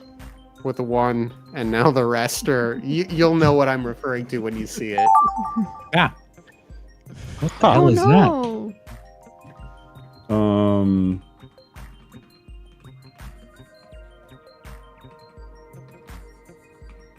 I feel like Charles did that one. No, you know what? I think that considering its spacing, it might have been Lucy. Spacing. Yeah, because she's on her phone. I ain't getting in no plane. Well, you got a quarter of your time left to get in that plane. So, That's definitely a racism, says Dildo. Are you? uh-oh. What? What? Oh, gee, I wonder Huh? what this. What? I mean, it is in honor of the day. Okay. I'm not understanding. You will. That's about a fifth of your time. What color hat are you wearing, Charles? A Blue. version of blue. Mhm. Blue? Okay. Blue like the Wait, trade. has that changed during these 10 plus hours of stream? No, I thought it was grayer before. It looked cooler. it was charcoal last night. Maybe I'm just thinking of last night then. Fair enough. I may not shower, but I'll change my hat. I mean, you've got stains. Just say that. You're not a monster.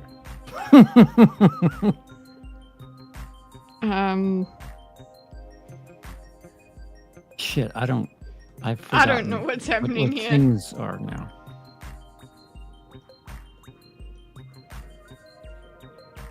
Didn't want to do that. Didn't want to do that.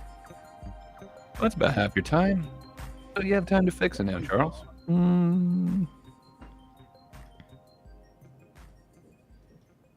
Get in there. Get in your home.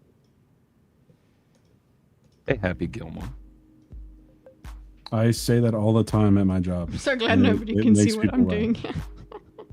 But we will soon enough. Dude, Why I was is gonna there get extra this. time? What the shit? I didn't You got add about a extra quarter time. of your time remaining. Add those So little if details. everyone presses happy done, Happy everyone dream- presses happy done, it accident. slips through. Sure, you think everyone's done? Jeez. Hey, this is just to give the people that have never played this together a fair shot, okay? Oh, that's the excuse. I feel like it's a fair enough excuse. Oh. Two rounds Oh, remaining. I misread Don't forget to that. drop one more thing. No. All Whoa. you have to do is describe this.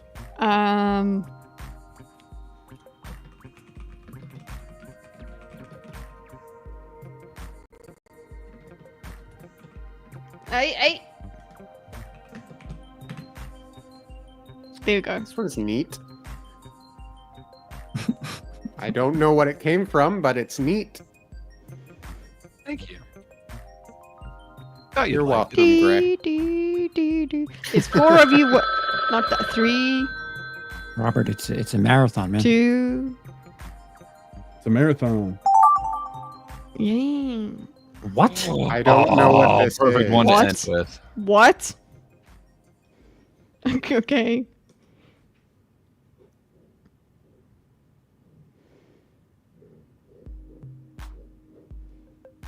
I love how everybody's really locked in. Look at us. Locked in. Yeah.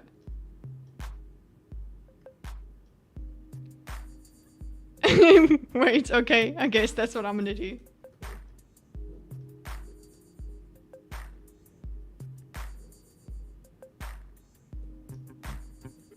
Okay, Charles, you're starting to Yes. look a little like Picasso to me on this. Nice. Art.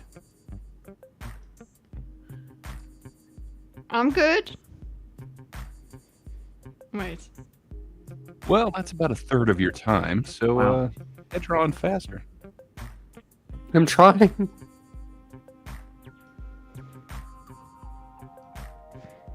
Now my frown muscles hurt.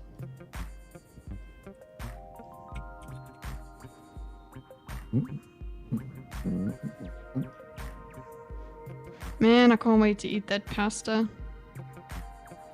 All right. Oh, no way. You got People past with it? your food. Mm-hmm. Don't play with your food. I'm gonna eat it. I'm My not job. gonna play with it.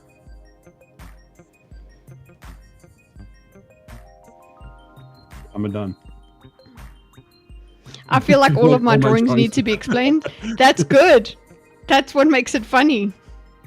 You're just saying that because you wanted to be on the show, and we ended up not putting you on the show tonight. Well, he's gonna get on the show. Also, we'll run it by management. not a joke. There are multiple people trying to get PF Young to contact you. Well, I don't understand. That's pretty cringy. got to- but okay. Go ahead and diagram centrism. Who is PF Young? I feel like I'm like a he's liberal political YouTuber. I believe it's intellectual. Paul something Young. That's he part, but he's a centrist guy. PF Chang's. I guess it's because people have been watching him and then they're like, what am I gonna do? I think Paffy's just being full of crap. I'm sure the name. I'm sure I've heard of him. Okay. The name is. I'm gonna drop out on my end because I'm slugging the shit over here. But so Okay. Yeah. Gotcha. Okay. Guys, So come I'm over going here and to- see the glory of Yeah. our artistic telephone Mhm. game. okay. Are we ready? Yeah, I'm still here. We're good. Okay. Pressing start. Will be missed, Charles. An adaptation I'm of Kite for modern audience. Oh, whoa. Whatever that is. Oh, Garlic. Okay. White garlic phone. Mm-hmm. it has a garlic phone. Stinky? That is a what's white garlic phone? Stinky? A garlic phone. Hey, at least something making is, it pretty far. in here. That is the. Wow. That's Something's nice. going on. Yeah. Phone Very charity good. monster. Yeah, that's. Okay. Yeah. And I misread. I get it. I thought it said phone charge veggie monster. So it's And that phone is possessed by a green demon. Hey, that's a good drawing. man. Wow. This is my adaptation, guys. whoops. This is a green demon and it's red. A green demon and it's red. This is what Netflix would do with me. Okay. That's amazing. Gray That's my must be looking adaptation. at the truck. Charles adapts Sammy the snail for his audience. Oh, I didn't end up seeing this. Oh, What the What fuck? the fuck, Sammy? Charles is confused by Sammy Snail. facts. Facts. Oh, What is that? oopsie. Somebody Ooh. dances Confusing. gaily. Oh, I Somebody- love what I made. This is my favorite. It somehow becomes me again. Gay? Charles throwing is it the back. new MC Hammer. Break it down. Nice. Oh, I dropped the Hammer ball got a here. flat top and a gold chain to match his pink shorts. No, it's BMO now. It's either one or the other. It's always one or the other. This is my favorite drawing I've ever made of you, Charles. I'm. I feel like we need. Please, can you animate it? Like make him do a Animate little it? shuffle. Yeah, I might. make him do a shuffle. I'm saving it. I'm gonna animate it if nobody else does. My whole idea was him throwing it back and twerking, you know? Like, 'cause Oh, he was. yeah, Bring it back. there is BMO may cry a spot about for it in the adaptations. outro. Mhm. Oh, BMO may cry Oh. about adaptations. I can see it. A butterfly metamorph. It's art, guys. It's I mean, that's pretty Avant-garde. awesome, Jake. geez, Jake, very Amends. upset. Amends. make a. Oh my god. That Okay, was the one don't. I was referring to. The 18 with Mr. T in The front. one I was. Amens. That's what I spent too Oh, much time okay. on. I get it. Pity the fool. Oh, they're necklaces. Donald Trump and Is that Mr. Charles T. next one? Oh, Donald Trump. I meant. What is that? Like, see Donald Trump. See, I Mr. T might appreciate get a that little people lost. gave it their best try. That's That awesome. was the one where I did a racism. Lucy couldn't see the prompt. Racism. That was Motown Kitty. A-teams, I can see it. Lucy Lemonbug meets Lady Ladybug. Oh, Oh, that's awesome, BMO. I forgot her name, but it's her meeting a ladybug. Yeah, we stayed away from. Hi. Limebug meets Ladybird. Okay. Cool nickname, got it. I'm Lucy Lime. Hey. Lucy Limebug introduces herself to a ladybug. Lady. A ladybug. Oh. Perfect. Oh no. A kiwi on tomato slice. Yes. Yes. Perfect, Pretty Jake. good. Guys, I think this is a great metaphor for adaptation. The whole thing is just, yes. we've just kept elements all The the way Last through. of Us adapted for Gray. Huh? Whoa. Oh, I'm glad. He's got a. Is that a camera? Or a Lost by Why Graham. direct It's supposed to be a thinkers to megaphone. He's so angry. Make it gay. A I G. do say that a lot. A G. Oh no. Gee. Oh. It's a It is a Charles' cyst is a real G. Oh. Bring it back. Kitty, are you Oh. high? What? That was amazing. Destiny carrying a fruit. Yeah, I can see it.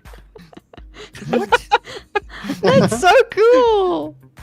Your mom? Your mom. That's That's awesome. really good. That's really good, your Mom, I mom. need to see more art from you. Carrying a fruit. I must see it. But also, That's not a G. That's a C. It's a G. How? It's a G. It's got a bend in it. What's wrong with you? Do you not see the tail? This does not. This makes it an A. It's a South It's got a African. serif. Look, scroll down. The person next saw G. Gray saw it as a G. But you should tell me how this looks like this. Well, do you see the little I'm just serif at the thinking. bottom?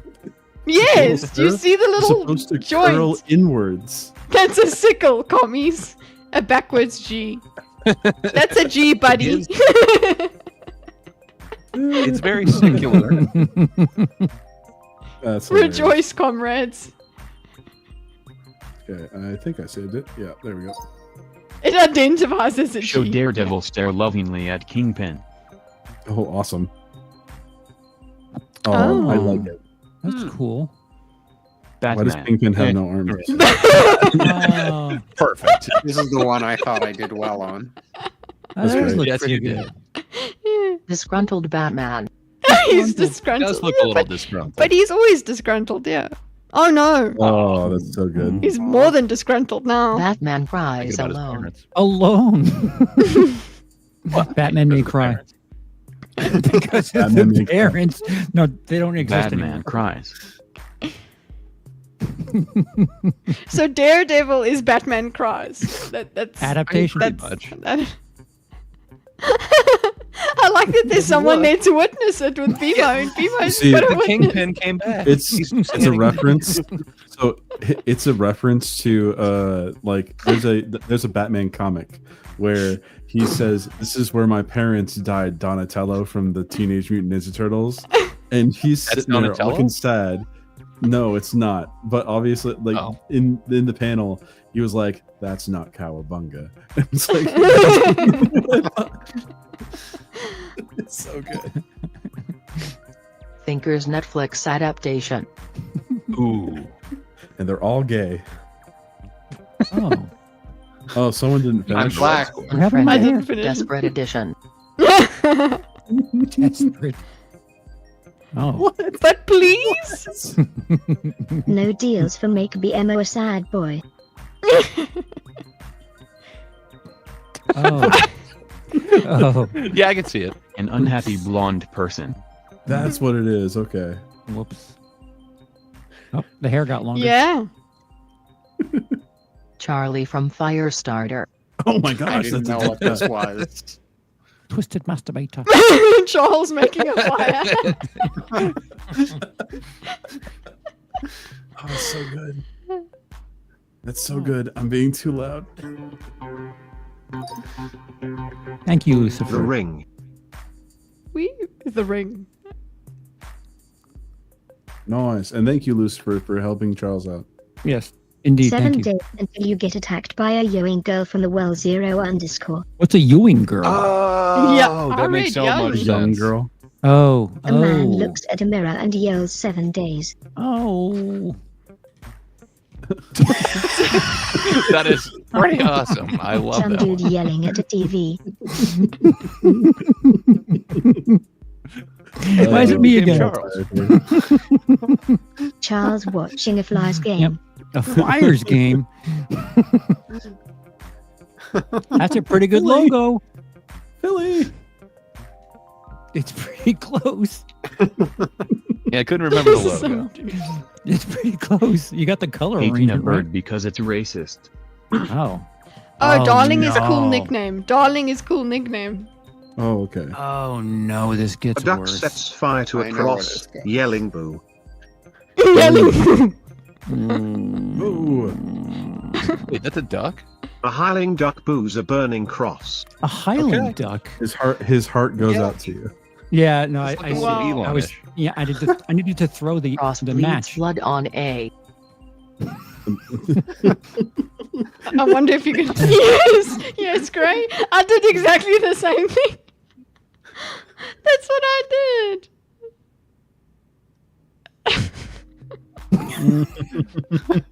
I get it. Makes That's sense to so me. good. Oh A man. girl with duck face. Very American take on racism. Your mum goes to college but unfortunately failed. Wow. Oh. Your F. mom. Aw. Her mom failed and left school. Oh, I'm goes. sorry, everyone. I love her back. Barbie the thing leaves her that, perfect dream house in search of adventure. Oh. Let's divorce. A mad with by your hair. What? yeah, Yes. exactly. Oh. I like Charles the change has in the decided face. to purchase hair too. Even better than one. Take my money. I think it's very I mean, good. hair one wasn't enough. Dude, it's like when Sex 2 comes out, man. Everyone's gonna be Whoa. clamoring for it. Anyways, I don't really have time for another one. Yeah, we're good. We're good. We gotta finish up, boys. You don't have time. You've got Yeah. plenty of time, Charles. Yeah, I'm spent. So Yeah, that's Oh, it. man. Okay, everybody. That is the end of the garlic section, and now we say goodbye to our thinkers and ask them where they're at elsewhere. I'm in my chair. Mm-hmm. Well, let's start at the bottom. Bimo, you are streaming. Yes, I Next? streamed a bunch today, and I'm going to be streaming probably for 4 or 5 hours on Saturday, starting around 4 p.m. PST. Cool. We're going to be playing Lies of P. The whole thing is every 5 deaths or so, I have to do a little drawing for someone in the chat. So if you want to be a part of that, just join the chat. Make sure to comment every once in a while, and you'll be put in the raffle so that I can make something for you, and then I post it later online. Sweet. Dorcas. Over on the No One Asked You podcast, my usual stuff proceeds. Subscribe on to my Tuesdays YouTube and channel for Thursdays. that. Sorry. It's okay. You don't have to. Sorry, you were saying, Dorcas? Yeah, Lucy. So said- over at the Noi podcast, you've got Noi. Storming the Archives on Tuesdays, where Kita and I cover the Way of Kings. And then on Sundays, we cover Well of Ascension on Ascension Unleashed. And eventually I'll have more stuff up there. One day. One day. Gray, what's up? Apparently I was muted and just talked to myself. Yeah, good times. Sorry, I was looking at Charles's channel and then didn't check my mute thing. I was supposed to launch a show next weekend. I thought 420, it's Easter, it's 420. Why not launch a show at that time? And then my grandma decided to die last weekend. So I didn't do the geez, extra Gray. stuff that I was supposed to do. So yeah, No wonder I'm gonna you've push been that back sick. till May. Yeah, what can you do? Yeah. that makes sense. She was 92. She lived a good life. She was a good person. Good life. But anyway, I didn't do the extra stuff that I was going to do. I was going to make some songs and some graphics and some intros and stuff.